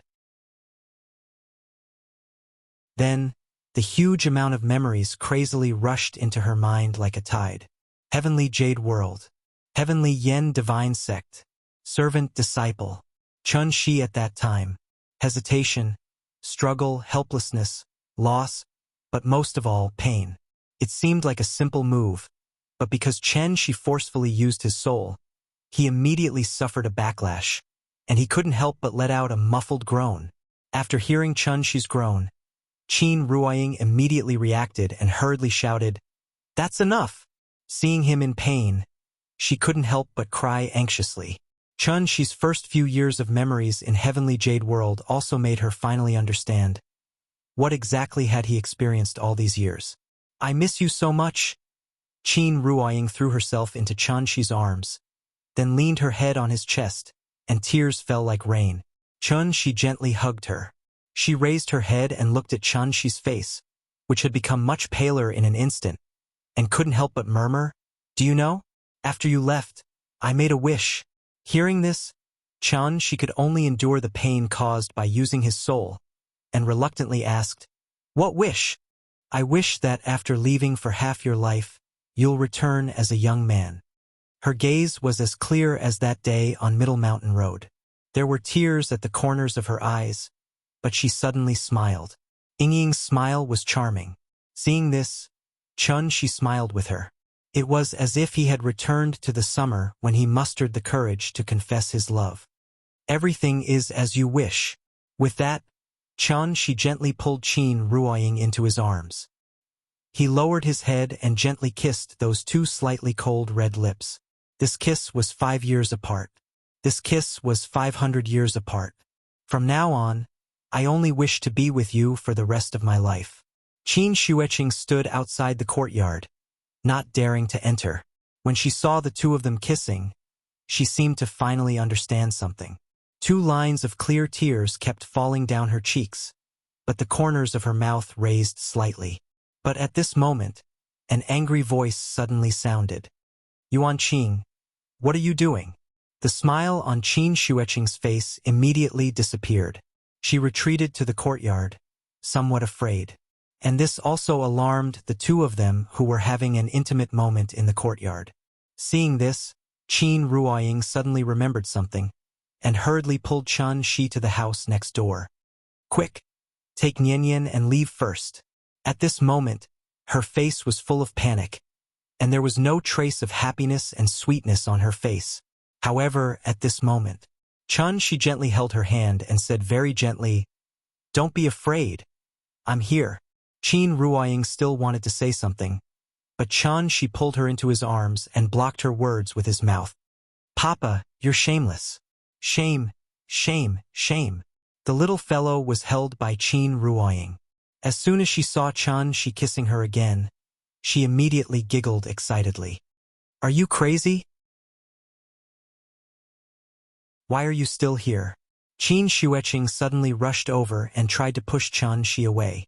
But before she could get close, she had been restrained by Chen Shi again. Then, Chun Shi gently let go of Qin Ruoying, and then asked very seriously, "Since I'm here, I must take you home today. Ying, do you believe me?" Qin Ruoying was stunned for a moment. However, she quickly nodded her head and replied solemnly, "I believe you." Chun Shi gently touched her face, and then bent down to pick up the little fellow. He held the little fellow in his left hand, and held Qin Ruoying in his right hand. The family of three faced the gate of the courtyard like this. There were more and more people outside the courtyard. In the end, even an old man with white hair and beard was alarmed. As soon as the old man walked into the courtyard, he saw Chun Shi's unfamiliar face. And when he saw the little fellow in Chun Shi's arms, he couldn't help but change his expression greatly. He pointed at the little fellow and scolded sternly, "Who is she?" Chun Shi silently looked at everyone in front of him. Finally, his eyes stopped on the old man. Then he turned to the big cat and said, "Big cat." The big cat had been squatting nearby and watching the fun. After hearing Chun Shi's voice, it immediately jumped out and responded with a meow. "Get the carriage." Meow? The big cat tilted its head, as if it didn't understand. "Let's go home." His voice was as loud as a bell and as loud as thunder.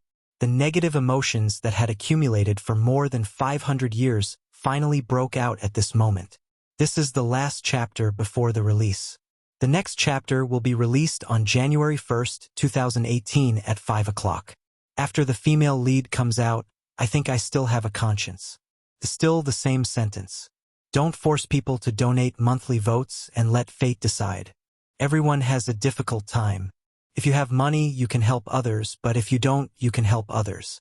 Friends who watch pirated versions, remember to come back and give me 2 recommendation votes. It's a kind of support. As for those who don't have anything and still want to talk nonsense after watching it for free, forget it, I won't say it. This chapter's BGM, The Snow Between the Eyebrows Sword Net San's love song, was changed into an official video by Sword Net San. Countless people cried after listening to it. I strongly recommend you to listen to the story version, not the pure song version. And I'm in Shuangming Town, my name is West Window White, Pure Yang. But I miss you, it's useless to know. Not throwing you away, but finding you in dreams. After waking up, I'm on the balcony with dreams. West Window White, the cold moon, a yard full of snow. The first chapter, the sword has not been properly equipped, but I'm already in Jianghu, and the second chapter, the wine is still warm, but I don't know the universe. To be continued.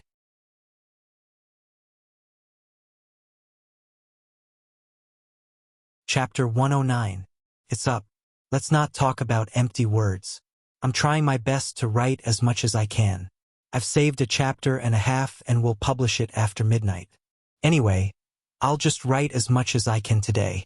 I won't compete with others because I really can't write. There's only one sentence.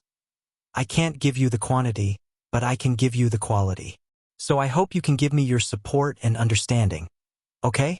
For example, come and spend a dime to give me a first order? That's not too much. Thank you for your support, especially those who supported the original version, and every single one of them who had tipped and supported. Heart to heart. I'll say the same thing. I don't mind pirated readers, but I'll try my best to encourage you to read the original version. Those who have money will support me, and those who don't will support me. Everyone has their difficulties, so I won't reject pirated readers. I won't open an anti-piracy website. I won't sell myself as poor or miserable, because I've been writing novels for more than 10 years. Except for this one, I haven't even earned back the courier fees for the others. If I don't find a job, I'm afraid I'll starve to death. Well, I've opened a takeaway shop before, so I know a lot about takeaway. So I don't understand what some authors are thinking. They can't even afford to eat, so why don't they go out to work? If they go out to work and improve themselves in society, the things they write should be better than writing behind closed doors, right? Anyway, that's how I got through. Once this book is up, I should be able to get rid of the title of flop. Thank you, all of you. Without you, I wouldn't be able to make a comeback today. You've also made me feel what it means to be pushed to the top. In 2005, I started my first book on Qidian. I wrote more than 100,000 words, but I didn't sign a contract. For the past 12 years, I'll write and submit when I'm free to see if I can sign a contract. The first time I signed a contract was in 2010. The longest book was more than 700,000 words. There were 2 subscriptions, and each of them was 13. Xuanhuan, fantasy, xianxia, sci-fi, urban, supernatural, including female genre and countless subcategories. I've written about everything except history and military affairs, which I haven't really written about yet. They all flopped. This book was also the first time I was pushed to the top by Sanjiang. I just want to encourage all of you. Please believe that God won't let you down. Your hard work today will pay off one day. It may be late, but it will never be absent. Let's talk about this book. I want to write a book that you will still talk about years later. No matter how many flaws it has, it is a work that I have put my heart and soul into. To be honest, I've already written so much that I've cried several times. What he had written had moved him to tears. Thinking about it, it was really strange. A lot of readers, actually, they're just posers. After reading the first chapter, scolded me for writing old-fashioned stuff, and started scolding me after reading 10 lines at a glance. To be honest, they might look down on my first chapter and think that my first chapter is very old-fashioned. But in fact, when I finished the first chapter, I had already cried. At that time, I had a very strange feeling. I was neither happy nor sad. There were clearly no fluctuations in my emotions, but I still shed tears. And that was only when I was writing the first chapter. Later, when I reached chapter 40, I cried again. At chapter 45, I also cried. However, many people praised chapter 55, saying that it was the highest quality chapter, but I didn't have any reaction. There were a few chapters after that. There were tears, but it wasn't enough. Until chapter 93. I was stuck at chapter 93 for a long time. But when I wrote the last paragraph, I shed tears again. If an author can write until they cry, I feel that I have succeeded. If it was an old author or an old reader, when they saw the title of my book, they could already come to a conclusion. This book has too many restrictions. Because the core of cultivation and stay-at-home dad are conflicting. One is to train and fight monsters, the other is to live a warm life. Also, the timeline of stay-at-home dad novels is very short, but the timeline of cultivation is thousands of years. To be able to write such a result was something that I didn't expect at all, so I didn't save any chapters. Every chapter was written and published on the spot. To be able to write and publish on the spot to reach this level, I'm actually very satisfied. If it wasn't serialized, I think I could write even better.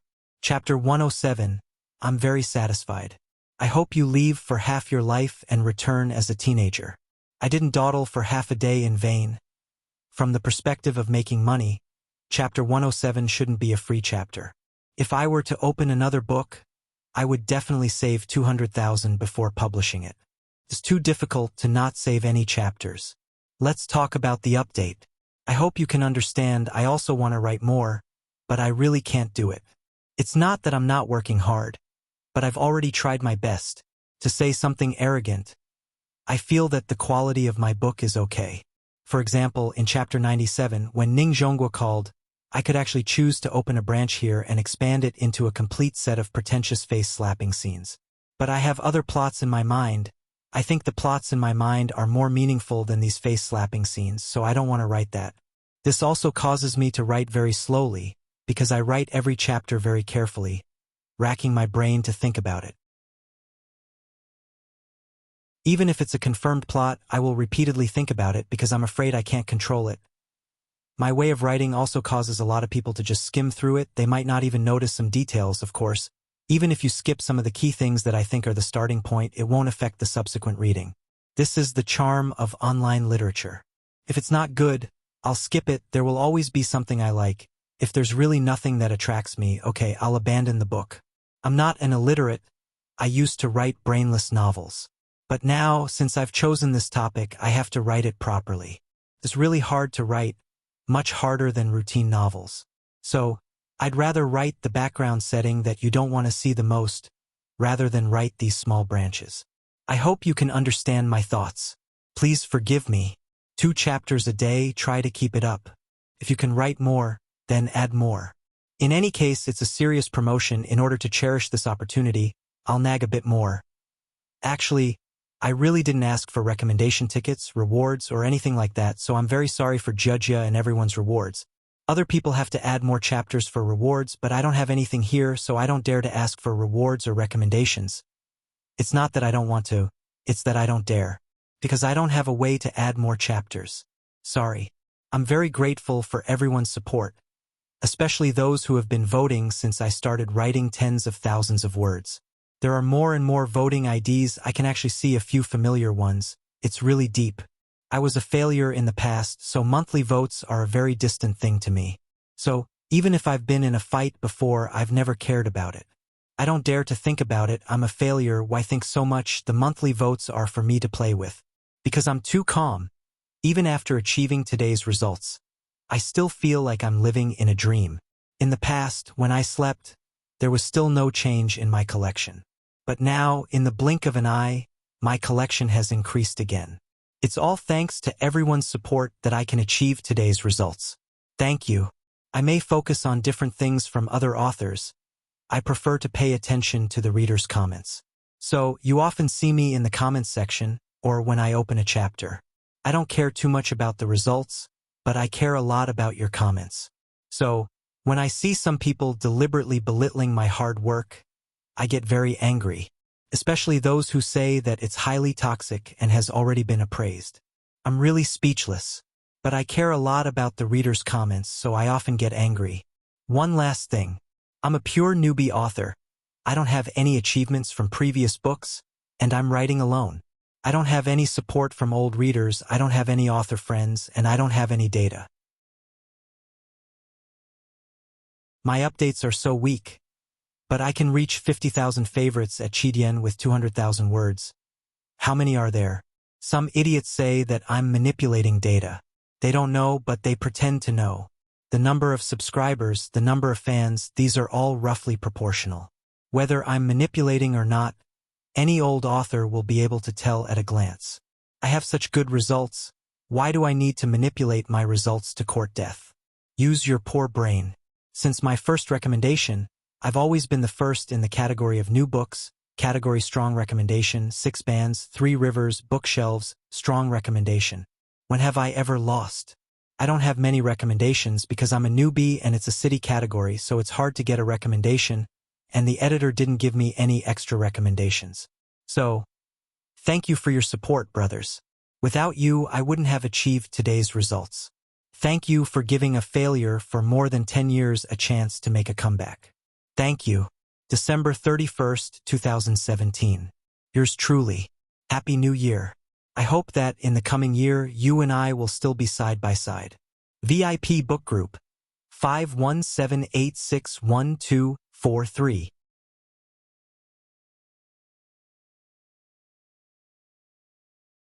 Chapter 110. A lot of people suddenly poured into the yard. These people were either men or women, old or young.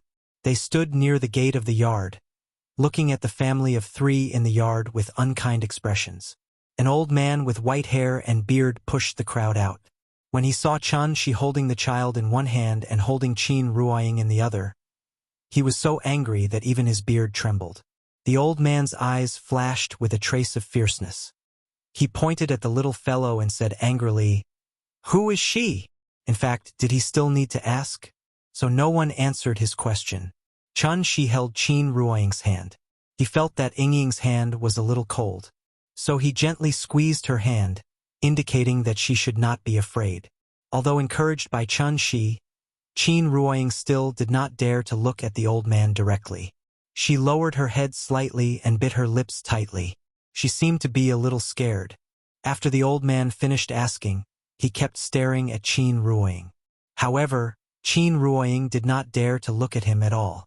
This also made the old man so angry that his beard trembled. When he pointed at Qin Ruoying and was about to scold her, Chun-Shi suddenly turned to the big cat and said, "Big cat, get the carriage? Let's go home." His voice was as loud as a bell and as loud as thunder. The big cat heard the voice and got up. It immediately jumped to Chun-Shi's side.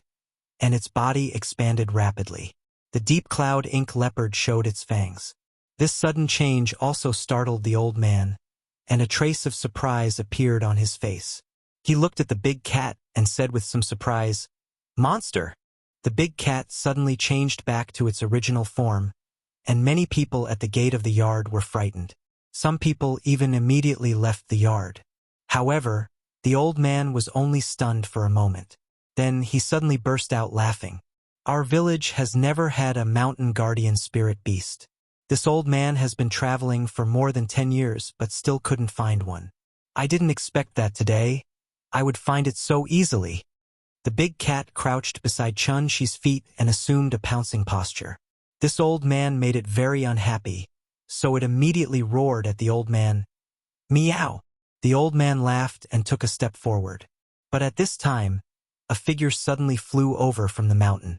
After a few twists and turns, the figure suddenly appeared in the open space in the center of the courtyard.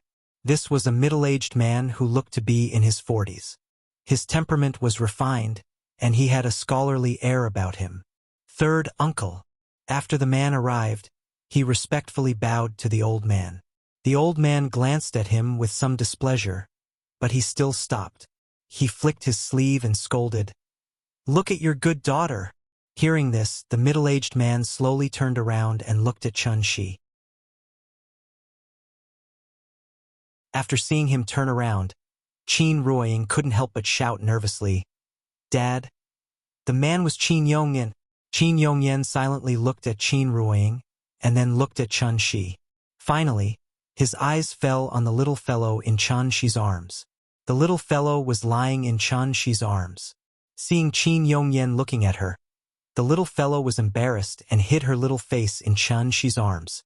There were too many people here, and the little fellow had learned to be afraid of strangers. Qin Yongyan was silent for a long time. Then he sighed deeply, looked at Qin Ruoying with a complicated expression, and asked softly, "Ying, is this your child? How old is she?" Qin Ruoying didn't speak. Chun-Chi smiled and said, 4.5 years old. She will be 5 years old in summer. Qin Yongyan couldn't help shaking his head when he heard this. He seemed to be deeply moved as he sighed faintly, "So I'm already a grandfather." The grandfather and granddaughter met for the first time under such circumstances. The old man called third uncle was obviously not interested in seeing their family reunion. So he shouted again, "Qin Yongyan, let me ask you, Shen Nu had an affair with another man and gave birth to a bastard child. According to the ancestral rules, how should we punish her?" Qin Yongyan was stunned. He didn't turn around. Instead, he looked at Qin Ruoying and said in a low voice with a pained expression, "Fire! Then why are you still standing there? Take them down." Qin Yongyan stood there with a complicated expression on his face. Qin Ruoying couldn't help crying when she saw him like this. She murmured sadly, "Dad, I'm sorry." As she spoke, she wanted to break free from Chun-Chi's hand and rush over. However, Chun-Chi held her tightly, ready to see Qin Yongyan's reaction, although the person in front of him was his father-in-law. However, if he wanted to push Ying into the fire pit, then don't blame Chun-Chi for being ruthless. Qin Yongyan didn't respond. Third uncle waited for a while, but he still didn't move. He was so angry that he laughed and said, "What? You can't do it?" Qin Yongyan still didn't answer. Third uncle was furious when he saw this. He immediately shouted to the crowd behind him, "Xinghuai, Hian, take down this adulterous couple and that bastard child." As soon as he finished speaking, 2 figures suddenly rushed out from the crowd.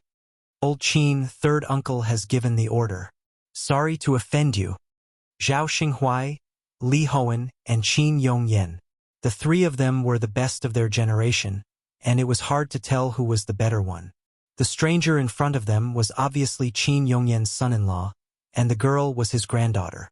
Zhao Xinghuai and Li Hin were not willing to participate in these trivial matters, but under the old man's orders, they had no choice but to act and capture the stranger who had suddenly intruded.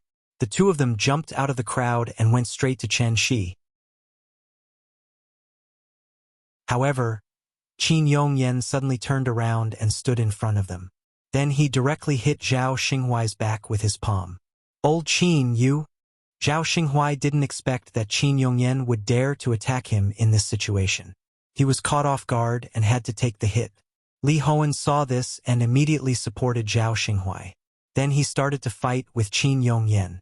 The three of them were suddenly in a mess.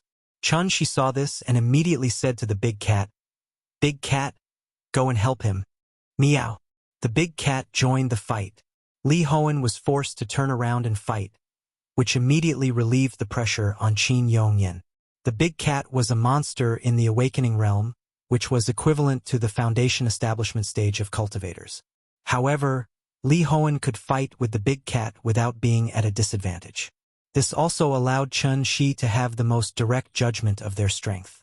Third uncle looked at the three of them with a gloomy face, but he didn't say anything to stop them. At this time, Chun Shi suddenly let go of Qin Ruoying's hand. He gently pinched the little girl's face, and then very gently handed the little girl to Qin Ruoying. The little girl was still a little unfamiliar with her mother, so she immediately grabbed Chen Shi and asked nervously, "Papa, what are you going to do?" "Papa is going to reason with them." "Good girl, you go to Mama." "Oh." The little girl nodded blankly. It was unknown whether she understood or not. Looking at the three of them suddenly fighting in front of her, the little girl thought that they were dancing. She tilted her head and thought for a while. She opened her mouth and was about to say something. However, Chun Shi suddenly used a meditation spell on the little girl's forehead. The little girl fell into a deep sleep. "Good girl, go to sleep. When you wake up, we will be home." Chun Shi gently touched her little face, and then touched Qin Ruoying's face. Qin Ruoying held his hand, and her face was full of worry.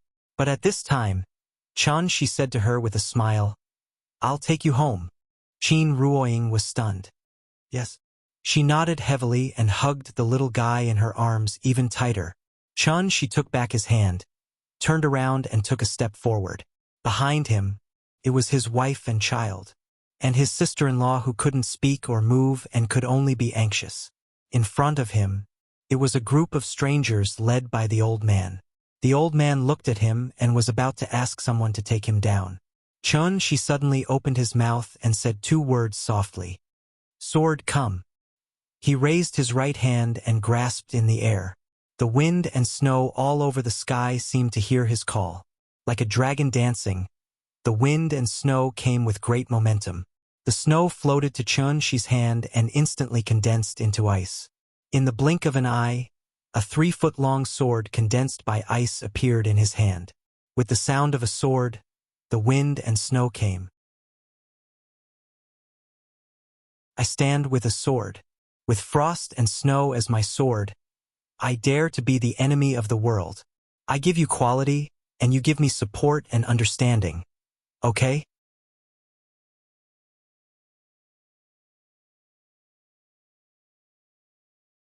Chapter 111. A sword rang out. A long sword made of frost and snow appeared in Chun Shi's hand. The blade was as thin as a cicada's wing, could take a life with a light stroke. However, the sword was made of ice. In terms of hardness, it was not even comparable to glass. It could shatter into pieces with a casual touch. However, when the sword appeared, Third Uncle's expression changed abruptly. His old face was filled with shock. "Divine arts. You've already stepped into the heavenly master realm at such a young age." A martial artist who sat on his crotch was called a grandmaster. A necromancer who had divine arts was called a heavenly master.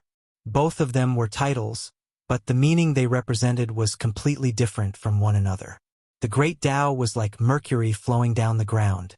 No matter which path one took, they would reach the same end in the end.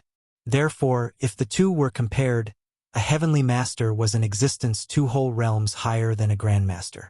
Third Uncle sized up Chun Shi with surprise and uncertainty.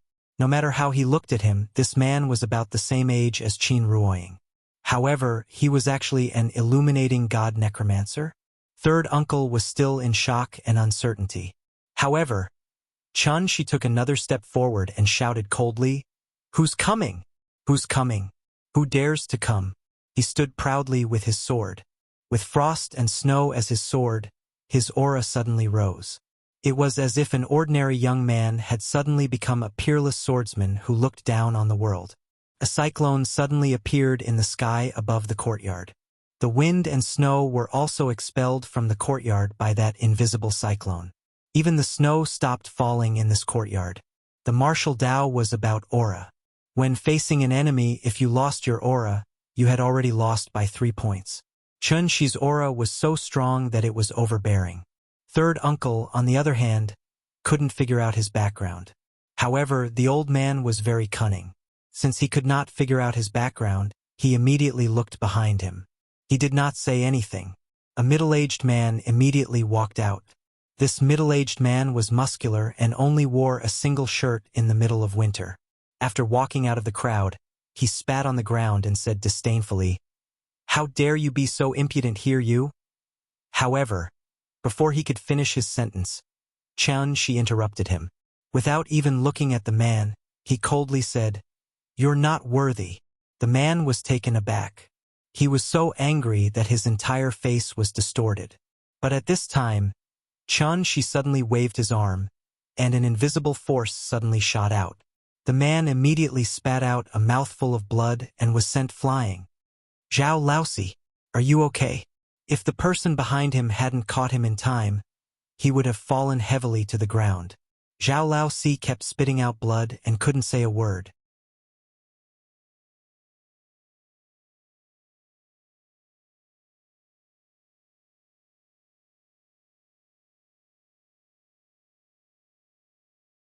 Chapter 112. In fact, Chun Shi didn't want to kill them all. He wanted to kill them until they were terrified. What bullsh *t ancestral behest? What bullsh *t? Burning Ying with a gun? Then I'll burn all of you first. At this moment, the murderous look in Chun Shi's eyes was enough to make people retreat 3 feet away. After he hit third uncle with his sword, the group of people in the courtyard who were watching the show all left the courtyard. They came quickly and retreated even faster. Chun Shi didn't stop at all. He took another step forward and shouted coldly, "Who else?" He glanced at everyone who dared to show their faces. Everyone who made eye contact with him would quickly look away. They didn't dare to look at him for more than a second. Even Zhao Xinghuai and Li Hoen, who were fighting with Qin Yongyan, had retreated to the entrance of the courtyard. They guarded the entrance nervously. Third uncle couldn't even take one move from him. No one dared to stand up. Chun Shi waited for a while. Seeing that they were all afraid, he held Ying's hand again and said gently to her, "Let's go home," for simple words. However, it made Qin Ruoying cry again at this moment. She looked at the strange yet familiar man in front of her. A sense of security instantly filled her heart. 20 years ago, that subconscious choice. That's right. Chun Shi held the sword in one hand and Ying in the other. He was going to take her home. On their way home, he would kill anyone who stood in his way. He would kill anyone who stood in his way. However, just as Chun Shi's aura was at its peak, an old voice suddenly came from the sky. Yes, it came from the sky. "Young man, since you're already a heavenly master, why are you so angry? I've seen a heavenly master before." His temperament was also impressive. This voice seemed to be everywhere, penetrating every nook and cranny. After hearing this voice, the people outside the courtyard were shocked. They kept turning their heads to look for the source of the voice. Hearing this, Chun Shi couldn't help but snort angrily. He gently squeezed Ying's soft hand, then let go of her hand. "Stop pretending to be mysterious. Kill the young and the old will come." Chun Shi took another step forward and protected Ying behind him. Then, he raised his head slightly and looked in the direction of the ancestral hall. Then, Chun Shi suddenly looked up to the sky and roared, "Since you want to fight, come out. Come at me together so that I don't waste my time." In that instant, his voice was like the roar of a lion, exploding with thunder. The people outside the courtyard were so shocked that their ears were ringing. They couldn't help but cover their ears. Some of them couldn't stand it and immediately squatted on the ground and screamed in pain. However, the Qin's family in the courtyard didn't feel anything. Qin Wanqing even found it strange. What was wrong with the people outside the courtyard? A burst of laughter suddenly sounded. The person hadn't arrived yet, but his appearance could already be heard from his voice. He was like an old and kind grandfather looking at his naughty grandson. His eyes were full of a kind and doting feeling. "Young man, you're so arrogant." As soon as he finished speaking, a figure suddenly appeared in the sky above the ancestral hall. It was an old man in white training clothes.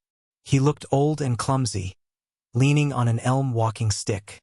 He slowly walked in the direction of the courtyard. Yes, he was walking. However, he was walking in the air at an altitude of 40 to 50 meters. That's great-granduncle. Zhao Xinghuai stared at the old man in a daze. After rubbing his eyes hard, he suddenly knelt down and shouted, "Greetings to great-granduncle." As soon as he said that, everyone outside the courtyard knelt on the ground and shouted, "Greetings to great-granduncle." Great-granduncle was the village's legend. No one knew exactly how old great-granduncle was, and no one knew exactly how high his seniority was. That was why even third uncle could only call him great-granduncle. Great-granduncle hadn't appeared for decades. So many people thought that he had passed away. They didn't expect to see great-granduncle again today. Chun Shi's brows furrowed slightly. He felt very uncomfortable, because he couldn't stand this kind of old bastard who was still unwilling to turn into dust despite the decadent feudal tradition. "I don't care what Elysium or Shen Nu you are. If you want to burn Ying to death, then you're going against me." Thinking of this, Chun Shi couldn't help but snort angrily. Then he picked up his sword and walked towards the old man step by step. It was as if he was playing in Mount Tai. With every step Chun Shi took, it was as if he was stepping on a new level. However, there was nothing under his feet. He was walking in the air. He was ascending to the sky. Grand Elder Gongzheng greeted the juniors outside the courtyard with a smile. When he saw Chun Shi walking in the air from the courtyard, the kind smile on his face slowly disappeared. "Celestial being?" Great-granduncle leaned on his walking stick and couldn't help but ask in surprise, "You've already become a celestial being?" Above the celestial master level was the condensing pill. Only after the condensing pill could one become a celestial being. Chun Shi walked in the air and stood in front of great-granduncle. One was old and one was young. One was holding a sword, and the other was leaning on a walking stick. They just stood in the air. Chun Shi acted as if he didn't hear great-granduncle's exclamation. Instead, he asked, "I only have one question." Great-granduncle took a deep look at him, then laughed and said, "Please go ahead." Chun Shi's current state had forced him to put this young man in the same position as himself. Hearing this, Chun Shi suddenly laughed. "You beat the young one and the old one comes. Why don't you come together? Do you have anyone above you? If you do, just call them out. I'm in a hurry." After that, Chun Shi stood with his hands behind his back and the tip of his sword slanted. Frost and snow as a sword, shining brightly. Great-granduncle didn't say anything. At this moment, his eyes became a little gloomy. Since third uncle came in, Chun Shi's momentum had been rising. Before the fight, great-granduncle already had a trace of fear in his heart. That was momentum. Winning with momentum, winning before the fight. This young man was really terrifying. Great-granduncle looked at Chun Shi expressionlessly, as if he was thinking about something. After thinking for a while, he suddenly chuckled. "Young man, it's good to have spirit. But have you ever thought that if you lose today, even if you only lose by one move, what will happen to you, your wife, and your children?" How vicious this old bastard was. After hearing this, even with Chun Shi's self-confidence and composure, he couldn't help but look back at his wife and children in the courtyard. Almost without any hesitation, he raised his left hand and grabbed in the air. The wind and snow suddenly became stronger. In just a moment, hundreds of frost swords condensed around him. Chun Shi waved his left hand. The densely packed frost swords suddenly flew towards Qin Ruoying, who was in the courtyard.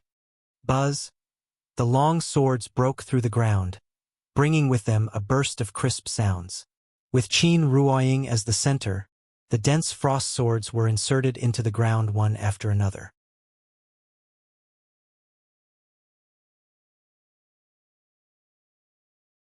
Chapter 113. Frost and snow were the swords, and the swords were the array. Hundreds of frost swords were densely inserted into the ground, surrounding Qin Ruoying, who was holding the little fellow. If one looked from the sky, one would find that these swords were not randomly inserted. The position of each frost sword contained a certain truth of heaven and earth. Qin Yongyan was his father-in-law, and Qin Xueqing was his sister-in-law. These were all people closely related to Yingying, so Chun Shi conveniently included them. In this big village, Yingying seemed to have only 2 relatives left. Setting up an array required distraction. And this was actually the real purpose of great-granduncle. Would he really be so kind as to remind Chun Shi to protect his wife and child? Obviously not.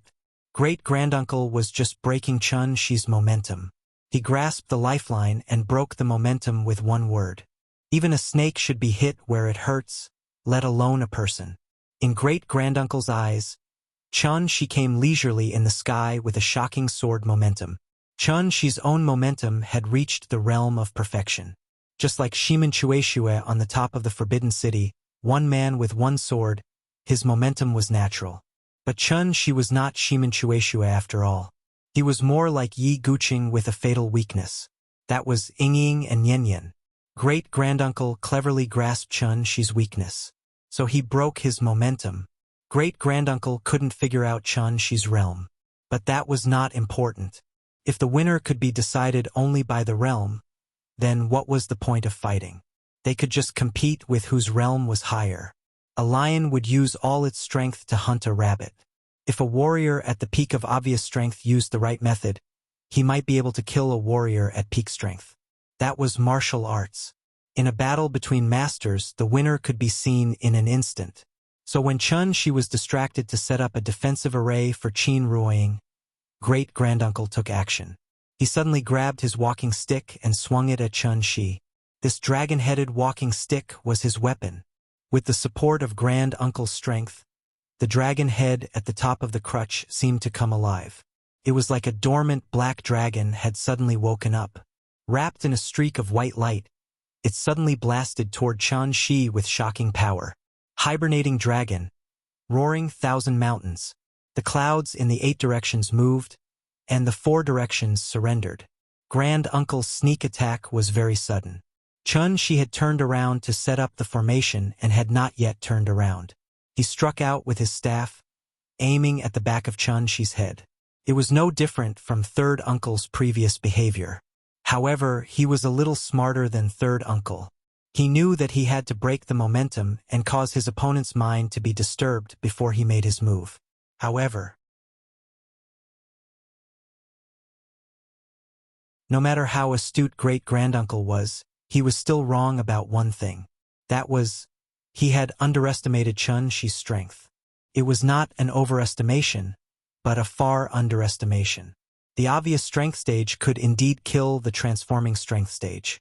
However, it was impossible for a golden core cultivator to kill a semi-god realm warrior. Even if he was just a semi-god realm warrior who had not recovered from a serious injury. Therefore, just as the dragon-headed walking stick was about to hit Chun Shi, a long sword suddenly appeared in front of Grand-Uncle. Ding! The frost sword went from bottom to top. The seemingly fragile blade blocked Grand-Uncle's dragon-headed walking stick. Because they were too close, Grand-Uncle could even see every fine line on the frost sword. He widened his eyes. The energy in his body was surging, and his sleeves were fluttering. Just a little bit more. He would be able to break this frost sword soon. However, no matter how hard Grand-Uncle tried, the frost sword was like a pillar holding up the sky, between him and Chun Shi. At this time, Chun Shi had finally finished setting up the formation. With the infusion of true essence, the blade of the frost sword suddenly burst out a strong golden light. He turned to look at Grand-Uncle. Since you are tired of living, I'll send you on your way. As soon as he finished speaking, Grand-Uncle was shocked. He suddenly realized that a huge threat was coming. Seeing this, Grand Uncle immediately withdrew his dragon-headed walking stick and then struck a pose. The dragon tail was entrenched, the dragon head was raised to the sky, and he held the walking stick in front of him with both hands. The guard technique. Coiling dragon in the abyss, motionless as a mountain, and the moment he struck the pose, the tip of the sword condensed by frost and snow also stabbed toward him. A sword hidden in the air. Why did Chun-Shi use a sword? That was because the true essence he had accumulated was still too little. Could even be said that it was pitiful. He was like a professional landlord who had 10 million in cash but chose to buy a house with all of it. After that, he lived by collecting rent. And he was just a beginner. Therefore, he had to be careful with his spending. He had to be calculative even when buying groceries. He didn't look like a multimillionaire at all. Save money, buy a house, collect rent, save money, buy another house, collect more rent. This was a qualified professional landlord. The moonlight sword technique was comparable to the 49 styles of heaven divination. Although it didn't have many moves and had many limitations, it had an advantage that the 49 styles of heaven divination couldn't compare to. That was, the sword technique consumed less true essence. And this was the fundamental reason why Grand Uncle could still jump in front of Chun-Shi until now. The long rainbow spirit, a sword hidden in the air.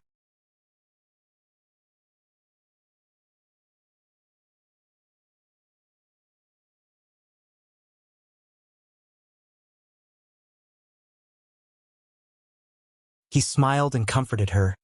Give the child some time. Okay. Qin Ruoying nodded and forcibly swallowed back the tears that had already welled up in her eyes. Chun-Shi took the little fellow to the bathroom. She also wanted to follow and see how Chun-Shi washed the little fellow. But as soon as she took a step, she immediately stepped back. There was the sound of running water in the bathroom. The little fellow bit the toothbrush and said something to Chun-Shi in a muffled voice. All of a sudden, Chun-Shi laughed. Qin Ruoying really wanted to hear what they were talking about. So after hesitating for a moment, she quietly leaned toward the bathroom. However, she was neither a cultivator nor a necromancer. She was not even a martial artist. So no matter how hard she tried, she could not hear what the little fellow was saying. The sound of running water stopped abruptly. Qin Ruoying hurriedly returned to the original place as if she had never moved. After washing up, the little fellow finally woke up. Chun-Shi took her out of the bathroom and went directly to Qin Ruoying. Nian, Daddy is going to cook. Mommy will play with you, okay? Hearing this, the little fellow could not help but hesitate. She looked up at Chun-Shi and then at Qin Ruoying. After serious consideration, she nodded gently and said very obediently, Okay. Good girl. Go let Mommy watch cartoons with you. With that, Chun-Shi pinched her little face and then handed her hand to Qin Ruoying. Qin Ruoying seemed to have not recovered yet. Seeing this, Chun-Shi smiled gently and said, Ying, watch cartoons with her for a while. After that, Chun-Shi held the little fellow in one hand and Qin Ruoying in the other. After putting the mother and daughter's hands together, he said with a smile, Daddy is going to cook. I'll call you when it's ready. The first sentence was said to the little fellow, but the second sentence was said to Qin Ruoying. After that, Chun-Shi winked at Qin Ruoying. Everything was understood without words. The mother and daughter watched Chun-Shi walk out of the west wing. After he gently closed the door, Qin Ruoying, like a puppet with a spring wound, asked the little fellow tentatively, Nian, Mommy, can I hold you? The little fellow nodded, raised her little hand and said sweetly, Mommy, hold me. Hearing this, Qin Ruoying suddenly looked a little excited. She quickly squatted down and gently took the little fellow into her arms. Then she held the little fellow's butt and picked her up. It was different from the excitement of reunion. At this moment, Qin Ruoying's heart was only filled with joy. Joy from the bottom of her heart. She was so happy that she couldn't help crying. Nian, what cartoon do you want to watch? Mommy will find it for you. It seemed that she didn't want the child to see her crying. So after Qin Ruoying put the little fellow on the bed, she immediately turned around to look for the remote control. While looking for the remote control, She secretly wiped the tears off her face. Qin Ruoying pretended to look for the remote control. The little fellow waited for a while and seemed to be a little impatient, so she lay on the bed and looked for it herself. Sure enough, the remote control was lying quietly on the bedside table. She picked up the remote control and immediately giggled. "Here it is! Here it is!" As she spoke, she skillfully pressed the button to turn on the TV. The channel was a children's channel, and it was playing her favorite cartoon. So she immediately turned to the other corner of the room and shouted, Big cat, come on, let's watch the cartoon." She didn't know where the big cat was hiding just now.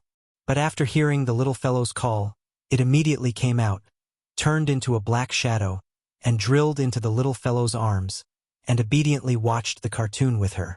Qin Ruoying turned around and looked at her daughter, who was holding the remote control and holding the big cat in her arms. For a moment, she didn't know what to do. The little fellow waited for a while. Seeing that she was still in a daze, she immediately shouted to her, "Mommy, sit here."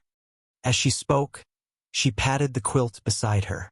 Qin Ruoying sat on the edge of the bed, but the little fellow seemed to be a little dissatisfied, so she immediately pouted and said, "Mommy wants to sit here." Hearing that, Qin Ruoying immediately took off her shoes and sat beside the little fellow. After seeing that she sat down, the little fellow nodded in satisfaction, then directly raised her arm and drilled into her arms like a cat. "Mommy, watch the cartoon with me." "Okay. Mommy will watch it with you." Outside the house, after hearing the conversation between the mother and daughter, she couldn't help but smile slightly. After laughing for a while, he felt relieved and walked to the kitchen.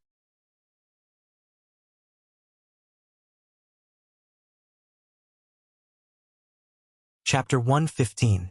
The courtyard of the Qin family suddenly became lively. There were not many dishes at home, so she went to the supermarket first, and then went straight to the kitchen with bags of food. In this family, only he and Yan were outsiders. It was also because of these two outsiders that the atmosphere in the house became a little strange. Qin Ruoying and the little fellow were watching cartoons in the west wing. Qin Xueqing was making a phone call in the east wing, and Qin Yongyan was alone in the study next to the main room, doing something unknown. There were more people at home, so the dinner naturally had to be more sumptuous. So when Shi returned to the kitchen, he started 3 stoves at the same time. He washed and prepared the vegetables, shredded and peeled them, and cooked the soup and stir-fried the vegetables. He was very busy. After all, he did not have 3 heads and 6 arms, so he simply used the sword-controlling technique and the fire-controlling technique, preparing to cook this family banquet with the means of immortal cultivators. Yes, family banquet. She was brought up by his grandfather since he was a child. Unfortunately, his grandfather died early, so he had no relatives in this world for a long time. When he was in college, he finally had a lover. It also made him understand what it meant to care. Now, his lover became his family. Therefore, her family had become his family. He had a family. It was a kind of relationship that was not related by blood but was comparable to blood. A person who had no family suddenly had a family, so he cherished it more than anyone else. Spiced goose platter, stewed bird's nest with rock sugar, small bowl of golden hook fin, steamed lobster, braised eel, dragon tongue, abalone with snail meat, liaoning ginseng with sauce, steamed crab, steamed eastern star spot, caterpillar fungus stewed with flour glue, 10 dishes, all of which were main dishes. Ying liked to drink vegetable soup, so she specially made a nourishing vegetable soup for her in winter. She scooped up a spoonful with an iron spoon and tasted it. Well, it tasted good. As for the little fellow, she was not picky. As long as it was made by her father, she liked to eat it, so it was easier to clean up.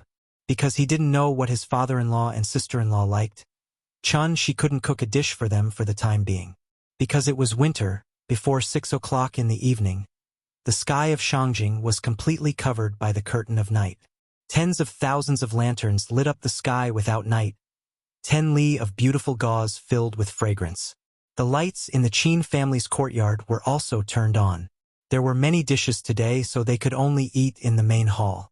After placing the bowls and chopsticks in order, she shouted towards the door, "The food is ready. Come and eat first. The little girl heard her father's shouts.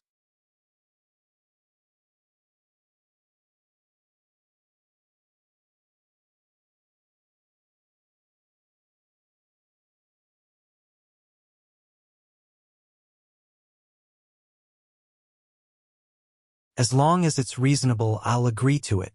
Do you understand? The little guy was stunned for a moment.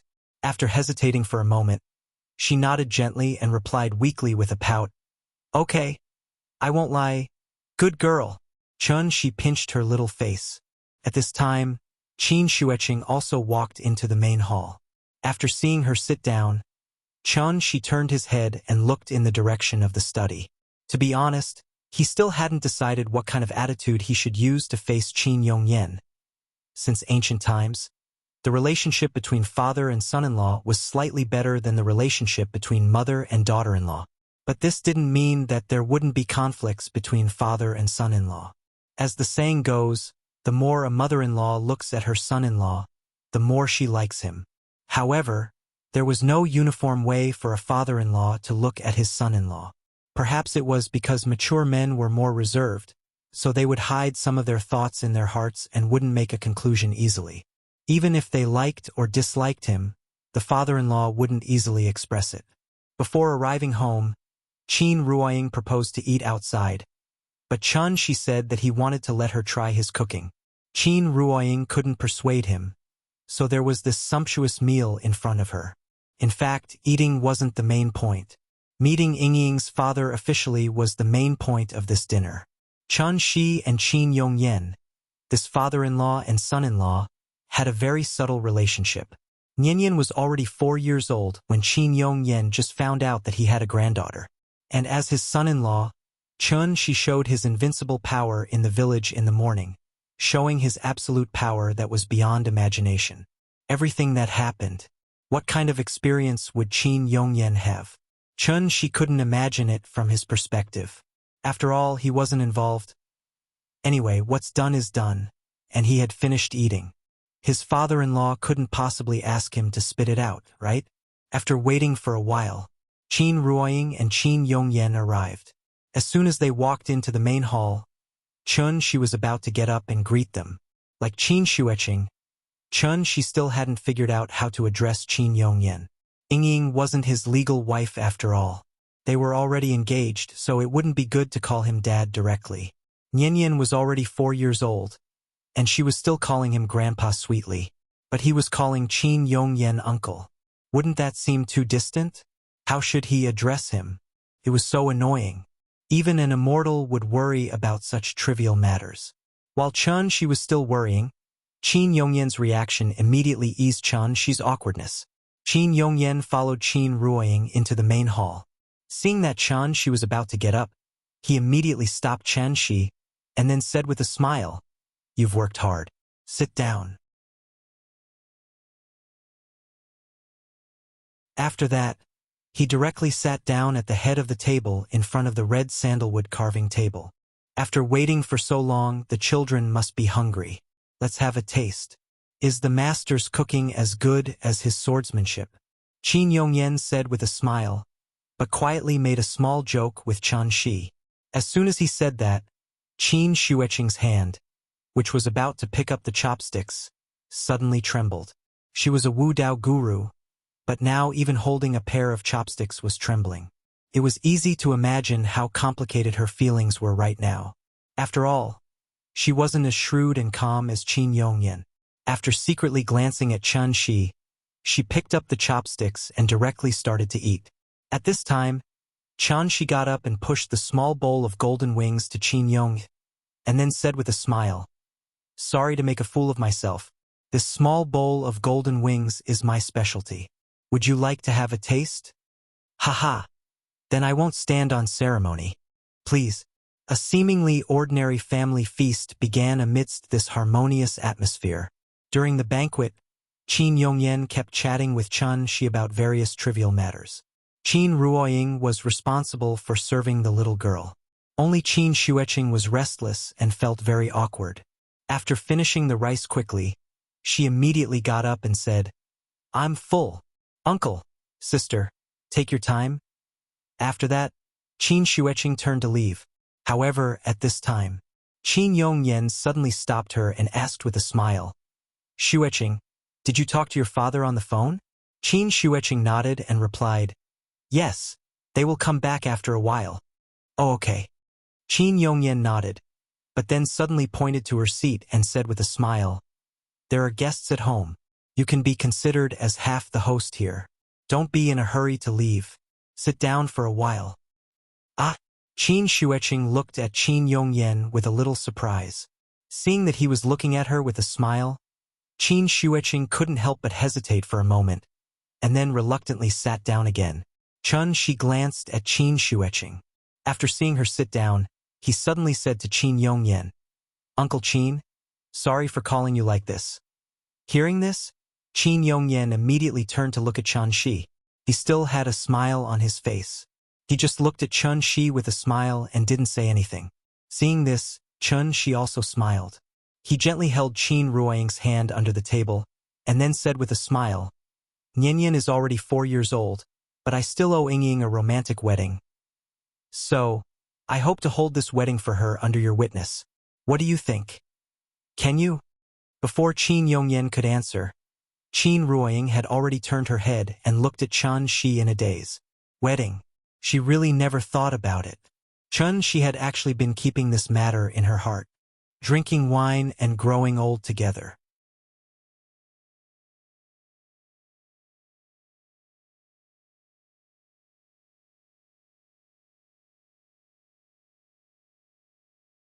Hohai was very lively, but Dongming Alley, which was separated by a lake, was very quiet.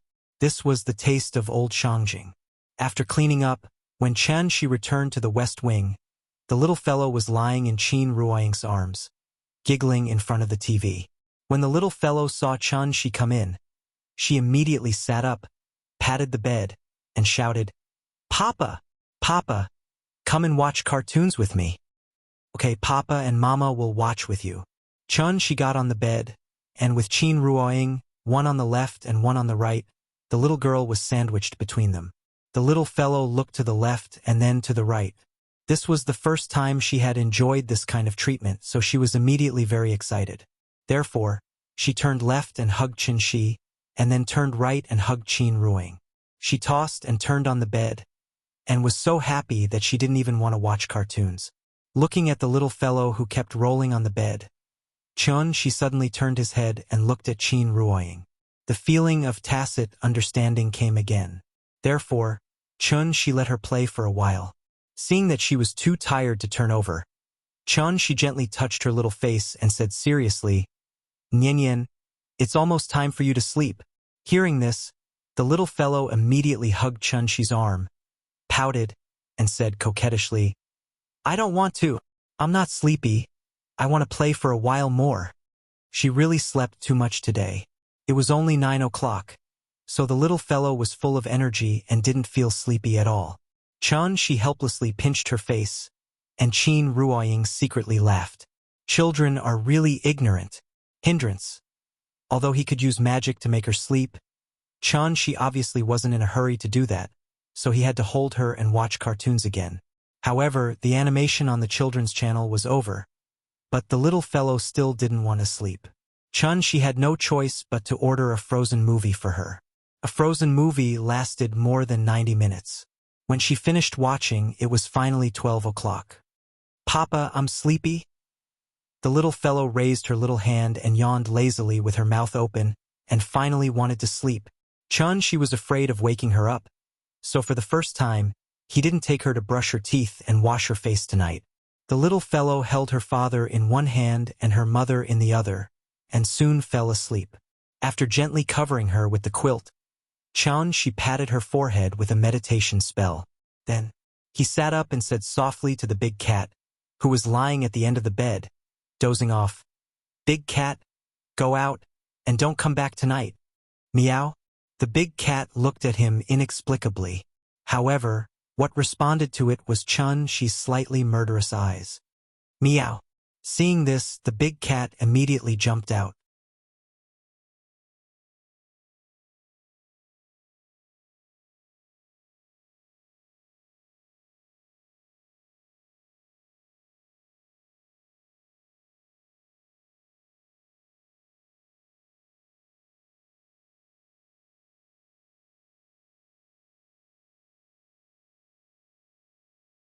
Chapter 119. The timing of the sister-in-law's request was very strange. She had just finished showing off his affection with her sister, and she was asking for guidance. However, her tone was not very polite, as if she felt that asking Shi for guidance was a very embarrassing thing. Her stiff attitude made it impossible for others to feel her sincerity. Sister-in-law was arrogant.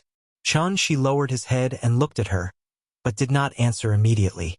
At this time, Qin Ruoying suddenly squeezed his hand slightly, clearly reminding him to answer quickly. Before the husband said anything, the wife had already started to whisper pillow talk. Shi smiled and looked at Qin Ruoying. Then, under Qin Xueqing's slightly expectant gaze, he suddenly shook his head and said softly, "No." Qin Xueqing was stunned. Qin Ruoying was also stunned. The two sisters looked at Shi in disbelief. They obviously did not expect Shi to refuse. Obvious Jing, Inward Jing, Peak Jing, Dan Stage, Alcade Stage, Invincible Stage, Diviner Stage. Shi was already standing at the peak of this world. Those who had reached the controlled Dan stage were called Grandmasters. But after reaching the Grandmaster stage, Qin Xueqing realized how difficult it was to go further. Shi was a diviner. As long as he casually gave her some guidance, it would definitely be a great help to her. Her idea was good, but she really did not expect that Shi would refuse her directly in front of her sister. Qin Xueqing became angrier and angrier the more she thought about it.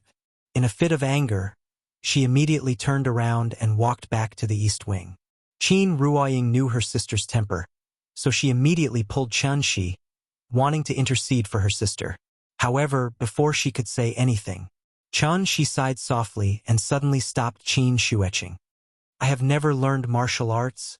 How do you want me to give you guidance? Why don't you show it to me first?" Hearing this, Qin Xueqing immediately stopped. She was a Wu Dao Grandmaster, but now she was asking for guidance from a necromancer. It did seem a little unreasonable. However, Shi was ultimately at the celestial being realm. His horizons were definitely not something that ordinary people could compare to. Thus, after thinking for a while, Qin Wanqing turned around and said, "Okay, I'll play it for you first." After saying that, she walked to the center of the courtyard and got into a starting position. The Qin clans inherited martial art, Mother-Child Soft Palm. The Mother-Child Cotton Palm had a total of 9 forms, and each form had 6 variations. There were a total of 54 forms, and each form had a molecular variation.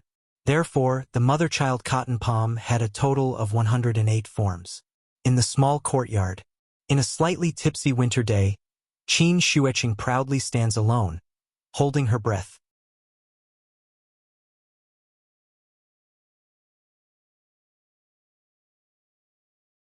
A job disciple, Dawn Divine Lord. Starting from the Heavenly Jade Domain, he entered the Heavenly Yen sect and became an odd job disciple.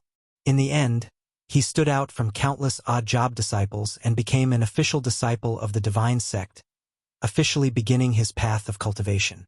The story was very long and very unbelievable, so she could only tell the main points. Qin Ruoying became more and more confused as she listened, until she heard Shi say that he had lived in the Heavenly Jade Domain for a full 500 years. She could not help but open her mouth and say in shock, 500 years? She originally thought that she had only gone to a mysterious place like a village to learn cultivation. Only now did she finally understand. She had gone to another world, a place infinitely far away from Earth, a place where the flow of time was completely different from Earth. It was too unbelievable. Qin Ruoying digested it for a long time, but she still could not accept it. What she cared about was not the immortal cultivators, nor the Heavenly Jade Domain. What she cared about was the 500 years that she said. She had lost Shi for 5 years. But Shi had lost her for a full 500 years? A person living alone in a completely unfamiliar place for 500 years? And after 500 years, she still remembered her? After going through so much, just to come back and find her? Qin Ruoying stared at Shi in a daze. She would not doubt his words, which was why she felt that it was somewhat unacceptable. What did 500 years mean? Qin Ruoying really could not imagine it. She stared at the lover in front of her in a daze. Suddenly, she seemed to understand what Chun Shi meant by eternal life. Chun Shi looked at Qin Ruoying. When he saw her dazed expression, he immediately regretted it. He really should not have told Ying such an unbelievable thing. He should have optimized this story and told her in a way that Ying could understand. Chun Shi regretted it a little. However, the next moment, Qin Ruoying suddenly threw herself into his arms. She looked up at her lover's face and suddenly burst into tears. I love you. If I have to put a time limit on this love, I hope it is.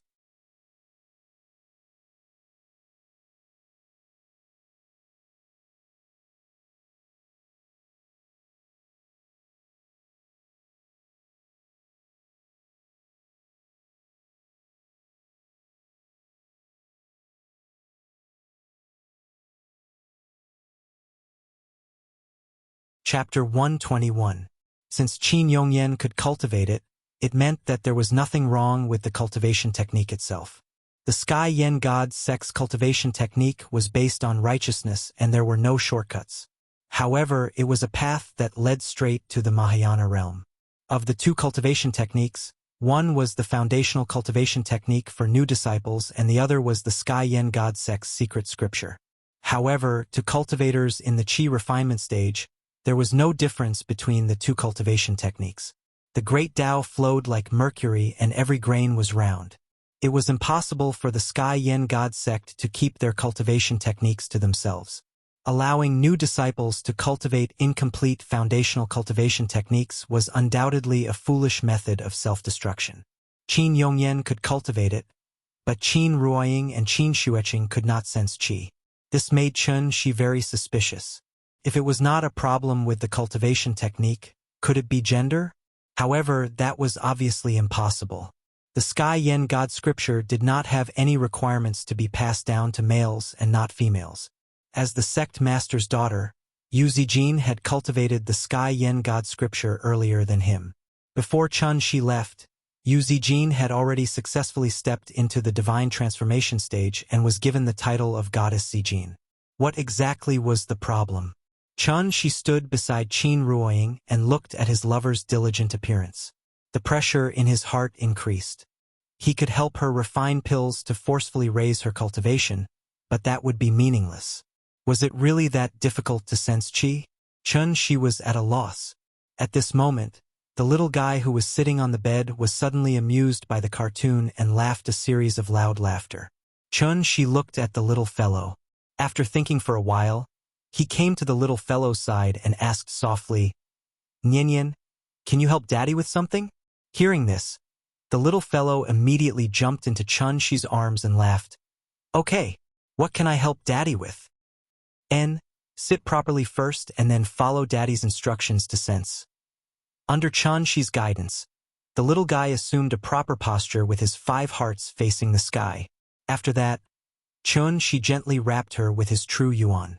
"Nian, use your heart to sense. Are there many things floating around you like dandelions?" The little fellow obediently closed her eyes and sensed for a while, but she did not feel anything. Thus, she wrinkled her little nose and sniffed around, like a cute puppy sniffing around. Chun Shi looked at her appearance and knew that she was unable to calm her heart.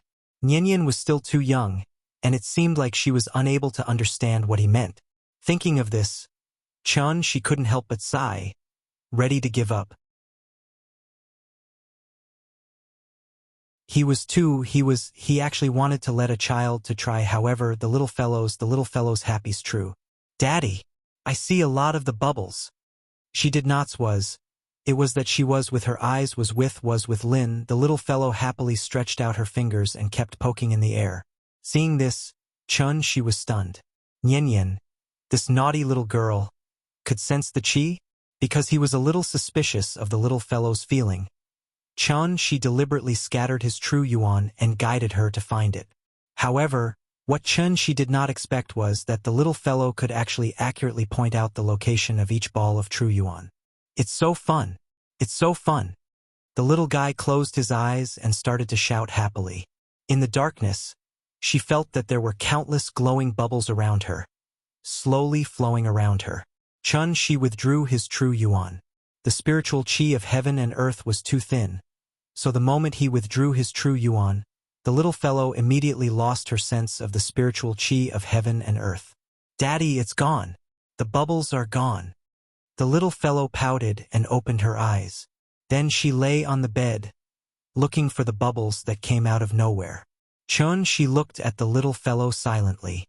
He would not consider letting the little fellow start cultivating for the time being. After all, Nian was only a 4-year-old child, and this was not the Tianyuan world. In the future, Nian would have to go to school. Chun Shi did not want her to become an anomaly. An anomaly among children would be ostracized. After coaxing the little fellow to watch cartoons, Chun Shi looked at Qin Ruoying. If even Nian could cultivate, then there was obviously something wrong with the two sisters. At this time, Qin Ruoying had already stopped cultivating. She heard the little fellow's movements. Seeing that her daughter could immediately find the feeling that Chun Shi said, Qin Ruoying's face darkened. She said sadly, "Maybe I'm too stupid." Hearing this, Chun Shi sat beside her, gently held her hand, and comforted her. "Everything is difficult at the beginning. Children are the spirits of heaven and earth and have not been affected by the turbid qi of the world, so it's easier for them to find that feeling than adults." In order to prevent her from doubting him, Chun Shi even used his sister-in-law as an example to comfort her. "You're not stupid, and neither is Hua Qing. Hua Qing reached the martial Dao master realm in her 20s. She's already a rare martial arts genius in this world. Even a genius like her can't find the qi, let alone you, an ordinary person who has never cultivated before. Don't worry, don't pressure. Let's take it slow." "Okay, then I'll try again." After hearing Chun Shi's words, Qin Ruoying immediately relaxed a lot. Even Hua Qing could not learn it. It could be seen that what Chun Shi taught them must be much more difficult than martial arts.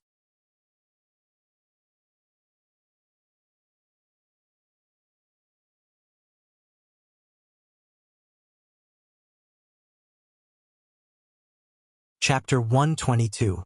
The next morning. Qin Xueqing didn't buy breakfast today, so Chun Shi went to the roadside stall and bought some. This time, he didn't buy steamed buns, but jianbing fruits for the little fellow. The little fellow had been eating Cantonese morning snacks for 2 days. Chun Shi thought that her appetite would be very picky, so he bought jianbing fruits just to let her have a taste. If she really didn't like it, he would have to cook it himself. However, what Chun Shi didn't expect was that the little fellow was instantly interested in the jianbing fruits after getting them. She held the oiled paper bag, opened her mouth wide, and took a big bite. Her little face was immediately covered with a lot of sauce. The little fellow frowned and chewed hard. After chewing for a while, she suddenly handed the jianbing fruits to Chen Shi and laughed. "Delicious. Papa, eat it." Because of the existence of the big cat, she had now developed a good habit of sharing with others all the time. Seeing this, Chun Shi smiled and touched her head. He said softly, "Good girl, you are delicious.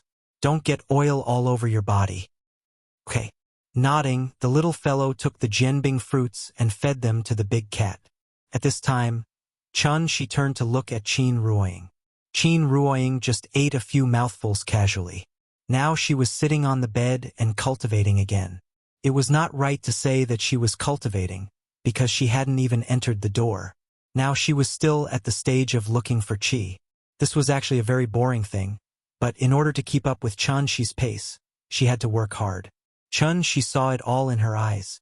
He was obviously very anxious in his heart, but he had to act as if nothing had happened, which really made him a little uncomfortable. Chun Shi checked Qin Ruoying's physical condition. She was very healthy and there was no problem. Except for the lack of qi, everything was perfect. If Qin Ruoying couldn't find qi, it was normal. In that case, it was unreasonable that Qin Xueqing couldn't find the sense of qi. She was a clasping Dan master after all, and her 5 senses were much better than normal people. She could even perfectly control her own body, down to her skin and internal organs. But even so, Qin Xueqing still couldn't feel the spiritual qi of heaven and earth. A dignified martial Dao grandmaster was actually inferior to a 4-year-old child. The more he thought about it, the more ridiculous it seemed. She was afraid that the truth would shock them, so he could only emphasize to them how difficult it was to find Qi. As for Qin Yongyan, he could clearly see that there was something wrong with the two of them, so he simply hid in his room all day and silently cultivated. The morning passed quickly. Qin Ruoying, Qin Xueqing, and Qin Yongyan basically wouldn't show up except for mealtimes. The little girl was very sensible. After hearing that her mother was studying, she did not disturb her mother.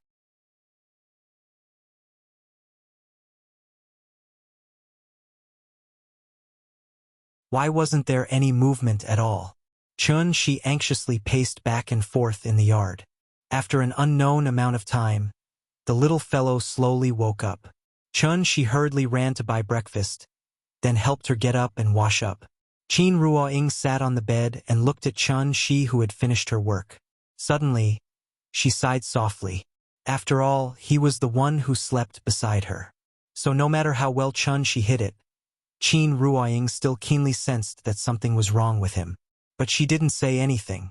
After a simple breakfast, she silently sat on the bed and continued cultivating. She fed her the spirit-gathering pill, indicating that she should relax, then went to find Qin Yongyan again. At this time, Qin Yongyan had already successfully cultivated a trace of true essence. Even though it was very small, it represented that he had become a true cultivator. She hesitated for a moment, but still handed the spirit-gathering pill to him. Hearing She say that it was helpful for cultivation, Qin Yongyan immediately swallowed it. The spirit-gathering pill melted in his mouth. Qin Yongyan was stunned for a moment, then hurriedly sat cross-legged. She stood next to him, silently sensing the changes in the spirit qi around him. 10 minutes later, She came to the courtyard. He looked at the west wing, then looked at the east wing. Then he turned around and looked at the main hall. The door of the main hall was wide open. From his position, he could just see the large red sandalwood table carved with dragons. On top of the table was Li Bai's, gazing at the Heavenly Gate mountain. The Heavenly Gate is broken and the Chu River is opened. The blue water flows east. Suddenly, a murderous aura suddenly exploded from his body. A formless energy quickly spread out with him as the center. It was as if a stone had suddenly been dropped into a calm water surface, causing ripples to appear one after another. Crack! In the small courtyard, the blue stone slabs shattered. Following that, the ground beneath his feet suddenly sank nearly a foot deep. She looked up at the sky with a gloomy face. He finally knew why. Qin Ruoying, Qin Xueqing.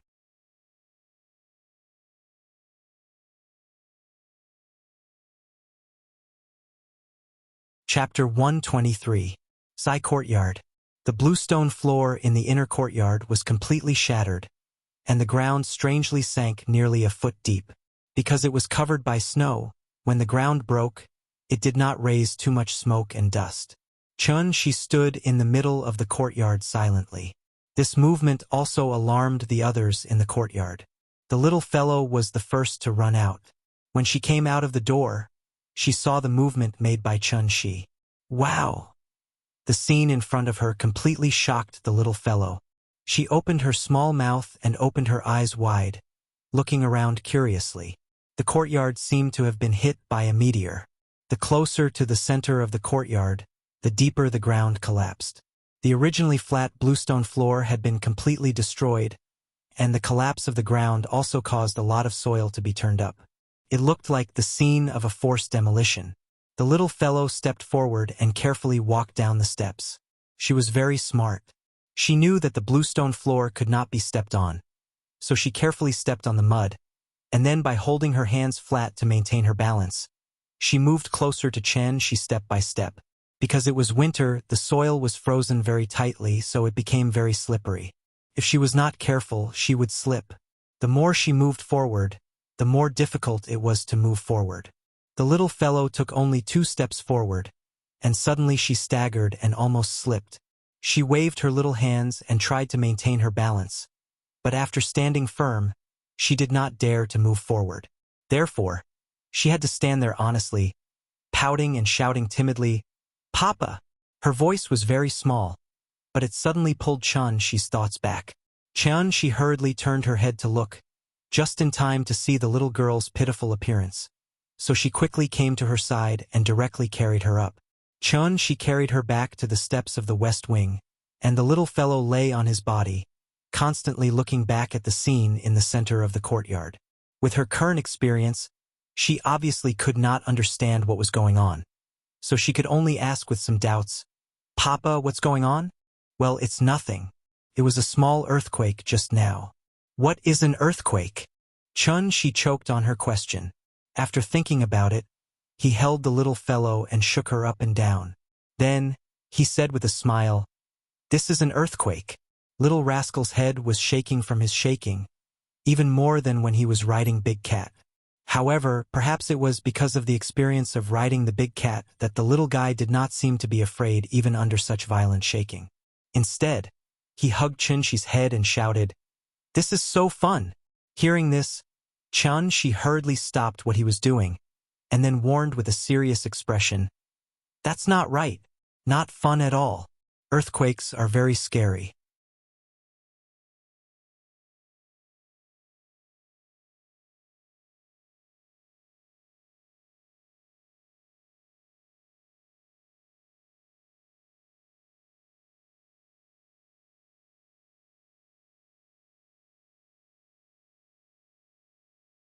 Qin Ruoying is the person in the world who trusts him the most besides Nian Yan. So in less than 2 minutes, Chun-Shi has successfully hypnotized her. Ying, think about it. When you were 8 years old, you became a Xian walked into the ancestral hall, made a wish, and then what else did you do? The human consciousness has 2 basic functions, executive and supervisory. The executive function allows us to control and regulate our own behavior, and the supervisory function allows us to observe our own behavior. Under normal circumstances, these 2 functions of the consciousness are connected, but hypnosis can sever the connection between the 2 functions. Under hypnosis, the hypnotized person will enter a special state of consciousness. Their executive function will be normal, and they will be able to accept the hypnotist's orders, but the supervisory function will be lost. When the supervisory function is lost, the brain will enter a subconscious state, and from there dig out some forgotten things. Qin Ruoying looked at Chun-Shi with empty eyes. After hearing Chun-Shi's question, the expression on her face immediately showed some pain. After thinking for a long time, Qin Ruoying murmured, "After making the wish, I saw a door. The door was talking to me. It called me over." Qin Ruoying's words were too vague, and Chun-Shi didn't understand, but his intuition told him that this is a very important part. The light disappeared, drank the soul-restoring soup, became a Xian Nu. Soul-restoring soup? Soul? Chun-Shi was shocked, and then he stood up from the chair with an ashen face. He quickly formed a hand seal, and then gently pressed his right hand on Qin Ruoying's head. Humans have 3 spiritual souls and 7 physical souls. After a person dies, the 7 physical souls will disperse, and then the heaven soul will ascend to heaven, the earth soul will enter the earth, and the life soul will enter the cycle of reincarnation. The heaven soul is yang, the earth soul is yin, and the life soul is yang. Therefore, the earth soul is also called the yin soul. Chun-Shi's soul was damaged, so even though he was with Qin Ruoying every day, he didn't realize it. Qin Ruoying's soul was damaged. The 7 physical souls are all there, but one of the 3 spiritual souls is missing. She lost her earth soul, so no wonder she couldn't find Qi. One of the 3 spiritual souls is missing, so she can't be considered a complete person. How can she embark on the orthodox path of immortality? At this thought, Chun-Shi immediately went to Qin Xueqing's side. He didn't say anything, and directly placed his hand on Qin Xueqing's head. Qin Xueqing was stunned. Before she could react, Chun-Shi had already retracted his hand and stood beside Qin Ruoying. He lightly brushed his hand across Qin Ruoying's face, and then couldn't help but murmur, "No wonder you guys can't find Qi no matter what."